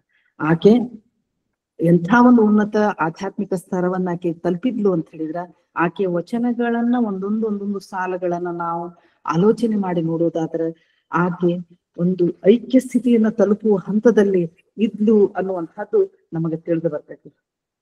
ಅಂಥಾಕಿ ತನ್ನ ಅಜಗಣ್ಣ, ತನ್ನ ಗುರುವಾದಂತಹ ಅಣ್ಣನೂ ಆದಂತಹ ಅಜಗಣ್ಣನೂ ಕೂಡ ಹಲವಾರು ವಚನಗಳನ್ನ ರಚಿಸಿದ್ದಾನೆ ಎನ್ನುವುದನ್ನ ಆಕೆ ಪ್ರಸ್ತಾಪ ಮಾಡ್ತಾಳ. ಅದನ್ನ ಒಂದೆರಡು ವಚನಗಳನ್ನ ನಾನು ನಿಮ್ ಮುಂದೆ ಪ್ರಸ್ತಾಪ ಮಾಡ್ತೀನಿ. ಅಜಗಣ್ಣ ತಂದೆಗಳ ವಚನ ಬಹಳ ಹೇಳುದಿಲ್ಲ, ಅವರು ಅಜಗಣ್ಣ ಅವರ ವಚನಗಳು 10 ಸಿಕ್ಕಾವ. ಈಕಿ 37 ವಚನಗಳು, ಮುಕ್ತಾಯಕನು 37 ವಚನಗಳು ಸಿಕ್ಕಾವ. ಅವರು ಒಂದೆರಡು ವಚನಗಳನ್ನ ನಿಮ್ಮ ಮುಂದೆ ಪ್ರಸ್ತಾಪ ಮಾಡೋದಾದ್ರೆ, ಅಂತರಂಗದಲ್ಲಿ ಅಜಗಣ್ಣನವರ ವಚನ, ಅಂತರಂಗದಲ್ಲಿ ಆಯತವನರಿದವಂಗೆ ಬಹಿರಂಗದಲ್ಲಿ ಹಮ್ಮೆಲ್ಲಿಯದಯ್ಯ. ಎಂಥ ಒಂದು ವಾಕ್ಯ. ಅಂತರಂಗದಲ್ಲಿ ಆಯತವನರಿದವಂಗೆ ಬಹಿರಂಗದಲ್ಲಿ ಹಮ್ಮೆಲ್ಲಿಯದು. ನಾನ್ ಹಂಗ ಸಾಧನೆ ಮಾಡೇನಿ, ಹಿಂಗ ಸಾಧನೆ ಮಾಡೇನಿ ಅಂತ ಬಹಿರಂಗದೊಳಗೆ ಹೇಳಕ್ ಸಾಧ್ಯ ಐತೇನು? ಅಂತರಂಗದಲ್ಲಿ ಅನುಮಿಷನಾಗಿ ನಿರಂತರ ಲಿಂಗ ಸುಖಿ ನೋಡಯ್ಯ. ಲಿಂಗ ಸುಖಿ, ನಿರಂತರವಾದ ಲಿಂಗ ಸುಖಿ ಯಾರು ಅಂದ್ರೆ ಅಂತರಂಗದಲ್ಲಿ ಅನುಮಿತನಾಗಿ ನಿರಂತರ ಲಿಂಗ ಸುಖಿ ನೋಡಯ್ಯ. ಸರ್ವೇಂದ್ರಿಯ ಸಮ್ಮತವಾಯಿತು ಮಹಾಘನ ಸೋಮೇಶ್ವರ ಮುಂತಾಗಿ, ಮಹಾಘನ ಸೋಮೇಶ್ವರ ಮುಂತಾಗಿ ಅನ್ನುವಂಥ ಒಂದು ವಚನ. ಮತ್ತೊಂದು ಕಡೆಯಲ್ಲಿ ಗುರುವಿನ ಉಪದೇಶದ ಬಗ್ಗೆ ಮಾತನಾಡ್ತಾರೆ ಅವರು. ಇನನ ಕಂಡ ತಮದಂತಾಯಿತೆನ್ನ ಗುರುವಿನ ಉಪದೇಶ. ಇನ ಅಂದ್ರೆ ಸೂರ್ಯ. ಇನನ ಕಂಡ ತಮದಂತೆ, ತಮ ಅಂದ್ರೆ ಕತ್ತಲು. ಸೂರ್ಯನನ್ನ ಕಂಡ ಕತ್ತಲಿನ ಸ್ಥಿತಿ ಏನಾಗ್ತೈತಿ ಅಂತ ಹೇಳ್ತಾ, ಇನನ ಕಂಡ ತಮದಂತೆ ಆಯಿತು ಎನ್ನ ಗುರುವಿನ ಉಪದೇಶ. ವಾಯುವಿನ ಕೈಯ ಸೊಡರಿನಂತಾಯಿತು ಎನ್ನ ಗುರುವಿನ ಉಪದೇಶ. ಉರಿಯ ಮುಖದೊಳಗಿಪ್ಪ ಕರ್ಪೂರದಂತಾಯಿತು ಎನ್ನ ಗುರುವಿನ ಉಪದೇಶ. ಮಹಾಘನ ಸೌರಾಷ್ಟ್ರ ಸೋಮೇಶ್ವರನ ಸದ್ಗುರುವೆನ್ನ ಕರಸ್ಥಲಕ್ಕೆ ಕೃಪೆ ಮಾಡಿದ ಕಾರಣ ಸಕಲ ಪ್ರಪಂಚ ಬಿಟ್ಟು ಓಡಿತ್ತು. ಸಕಲ ಪ್ರಪಂಚ ಬಿಟ್ಟು ಓಡಿತ್ತು ಎನ್ನುವಂತಹ ಮಾತನ್ನ ಒಂದು ಕಡೆಯಲ್ಲಿ ಒಂದು ವಚನದಲ್ಲಿ ಅವರು ಪ್ರಸ್ತಾಪ ಮಾಡ್ತಾರೆ. ಅಂದ್ರ ಪ್ರಪಂಚದಲ್ಲಿದ್ದೂ ಕೂಡ ಪ್ರಪಂಚದ ಈ ಆಗು ಹೋಗುಗಳಿಗೆ, ಪ್ರಪಂಚದ ಈ ಸಣ್ಣತನಗಳಿಗೆ ಮನಸ್ಸನ್ನು ಕೊಡಲಾರದೆ ಕಾಯಕ ಯೋಗಿಯಾಗಿದ್ದುಕೊಂಡೂ ಕೂಡ ಅಂತರಂಗದಲ್ಲಿ ಆತ ಮಹಾಘನವನ್ನ ಅರ್ಥಕೊಂಡಂತಹ ಮಹಾ ಅನುಭಾವಿ ಅಜಗಣ್ಣ. ಹಾಗಾಗಿ ಸಕಲ ಪ್ರಪಂಚ ಯಾಕೆ ಬಿಟ್ಟು ಓಡ್ತು ಅಂದ್ರೆ ಗುರುವಿನ ಉಪದೇಶ ನನಗೆ ದೊರಕಿದ್ದಕ್ಕಾಗಿ ಇದು ನನಗೆ ಬಿಟ್ಟು ಹೋಯ್ತು ಈ ಪ್ರಪಂಚದ್ದು ಅನ್ನುವಂಥದ್ದು ಪ್ರಾಪಂಚಿಕತೆ ಅನ್ನುವಂಥದ್ದು. ಗುರುಲಿಂಗದ ಕೃಪೆಯಿಂದ ಮತ್ತೊಂದು ವಚನದಲ್ಲಿ ಅವರೇ ಪ್ರಸ್ತಾಪ ಮಾಡ್ತಾರೆ. ಗುರುಲಿಂಗದ ಕೃಪೆಯಿಂದ ಸಜ್ಜನ ಶರಣನ ಸುಖ ಸಂಗವ ಕಂಡೆ. ಏನೆಂದು ಉಪಮಿಸುವೆನಯ್ಯ? ಏನಂತ ಹೇಳಿ ಆ ಸಜ್ಜನ ಶರಣನ ಸಂಘ ಸುಖವನ್ನ ಏನಂತ ಹೇಳಿ ಏನೆಂದು ಉಪಮಿಸುವೆನಯ್ಯ? ಗುರುಲಿಂಗದ ಮಹಿಮೆಯನು ಮಹಾಘನ ಸೋಮೇಶ್ವರನೆಂಬ ಗುರುಲಿಂಗವ ತೋರಿದನಾಗಿ. ಮಹಾಘನ ಸೋಮೇಶ್ವರನೆಂಬ ಗುರುಲಿಂಗವ ತೋರಿದನಾಗಿ ಗುರುಲಿಂಗದ ಕೃಪೆಯಿಂದ ಸಜ್ಜನ ಶರಣನ ಸಂಘ ಸುಖವ ಕಂಡೆ ಎನ್ನುವಂತಹ ಮತ್ತೊಂದು ವಚನವನ್ನ ಅವರು ಪ್ರಸ್ತಾಪ ಮಾಡ್ತಾರ. ಇನ್ನೊಂದು ಕೊನೆಯ ಒಂದು ವಚನವನ್ನ ನಾನು ಹೇಳುವುದಾದ್ರೆ, ಸಜ್ಜನವೇ ಮಜ್ಜನ. ನೋಡಿ ಅಜಗಣ್ಣನವರ ವಚನ, ಸಜ್ಜನವೇ ಮಜ್ಜನ, ಸದಾಚಾರವೇ ಧೂಪಾರತಿ, ಆಗಮವೇ ಪೂಜೆಯಾಗಿ ಅಂಗವಿರಹಿತವಾದಲ್ಲಿ ಉದಯ ಅಸ್ತಮಾನವಿಲ್ಲದ ಲಿಂಗಾರ್ಚನೆ. ಲಿಂಗಾರ್ಚನೆ ಅಂದ ಕೂಡ್ಲೇನ ಒಂದು ಸಮಯ, ಸ್ನಾನ ಆದ ಕೂಡ್ಲೇನೆ ಲಿಂಗಾರ್ಚನೆ, ಒಂದ್ ಅರ್ಧ ಗಂಟೆ, ಒಂದ್ ಕಾಲ್ ಗಂಟೆ ಅಂತ ನಾವು ಲಿಂಗಾರ್ಚನೆ ಅಂತ ಮಾಡ್ತೀವಿ. ಉಳಿದದ್ದೆಲ್ಲ ನಮ್ಗೆ ಲಿಂಗಾರ್ಚನೆ ಅನ್ಸಂಗಿಲ್ಲ. ಅಥವಾ ಉಳಿದದ್ವೆಲ್ಲ ಕಾಯಕ ನಿರತರಾಗಿ ನಾವು ಲಿಂಗಾರ್ಚನೆ, ಅದರಲ್ಲಿ ನಾವು ಲಿಂಗತ್ವ ಅಂದ್ರೆ ದೈವತ್ವವನ್ನು ಕಾಣೋದಿಲ್ಲ. ಅವ್ರು ಏನ್ ಹೇಳ್ತಾರೆ ಇಲ್ಲಿ? ಉದಯ ಅಸ್ತಮಾನವಿಲ್ಲದ ಲಿಂಗಾರ್ಚನೆ. ಉದಯ ಅಸ್ತಮಾನ ಅಂತ ನಾವು ಬೇರ್ಪಡಿಸಲಾಗದೆ ನಿರಂತರವಾಗಿಯೂ ಲಿಂಗದಲ್ಲಿ ಐಕ್ಯ ಸ್ಥಿತಿಯನ್ನು ಹೊಂದಿರುವುದಕ್ಕಾಗಿ ಅವ್ರಿಗೇನ್ ಅನಿಸುತ್ತೆ ಅಂದ್ರೆ ಇದು ಪ್ರತ್ಯೇಕವಾದಂತಹ ಸಮಯ ಲಿಂಗಾರ್ಚನೆಗೆ ಅಂತ ಮಾಡ್ಕೊಳೋದೇ ಇಲ್ಲ. ಸಜ್ಜನವೇ ಮಜ್ಜನ, ಸದಾಚಾರವೇ ಧೂಪಾರತಿ, ಆಗಮವೇ ಪೂಜೆಯಾಗಿ ಅಂಗವಿರಹಿತವಾದಲ್ಲಿ ಉದಯ ಅಸ್ತಮಾನವಿಲ್ಲದ ಲಿಂಗಾರ್ಚನೆ. ಉದಯ ಅಸ್ತಮಾನ ಅಂತ ಇಲ್ಲ ಲಿಂಗಾರ್ಚನೆಗೆ. ಮಹಾಘನ ಸೋಮೇಶ್ವರ ನಿಮ್ಮ ಶರಣಕ್ಕೆ, ನಿಮ್ಮ ನಿಜ ಶರಣನಿಗೆ ಈ ರೀತಿಯಾದ ಭೇದ ಭಾವ ಇಲ್ಲ. ಇದು ಮುಂಜಾನೆ ಸಾಯಂಕಾಲದ ಅರ್ಚನೆ, ಉದಯ ಅಸ್ತಮಾನ ಈ ರೀತಿಯಾದ ಭಿನ್ನ ಭೇದಗಳಿಲ್ಲ. ಯಾಕೆಂದ್ರೆ ಶರಣನ ಮನ, ಶರಣನ ಅಂತರಂಗ ಸದಾವ ಕಾಲವೂ ಕೂಡ ಭಗವಂತನಲ್ಲಿ ಲೀನವಾಗಿರ್ಬೇಕು.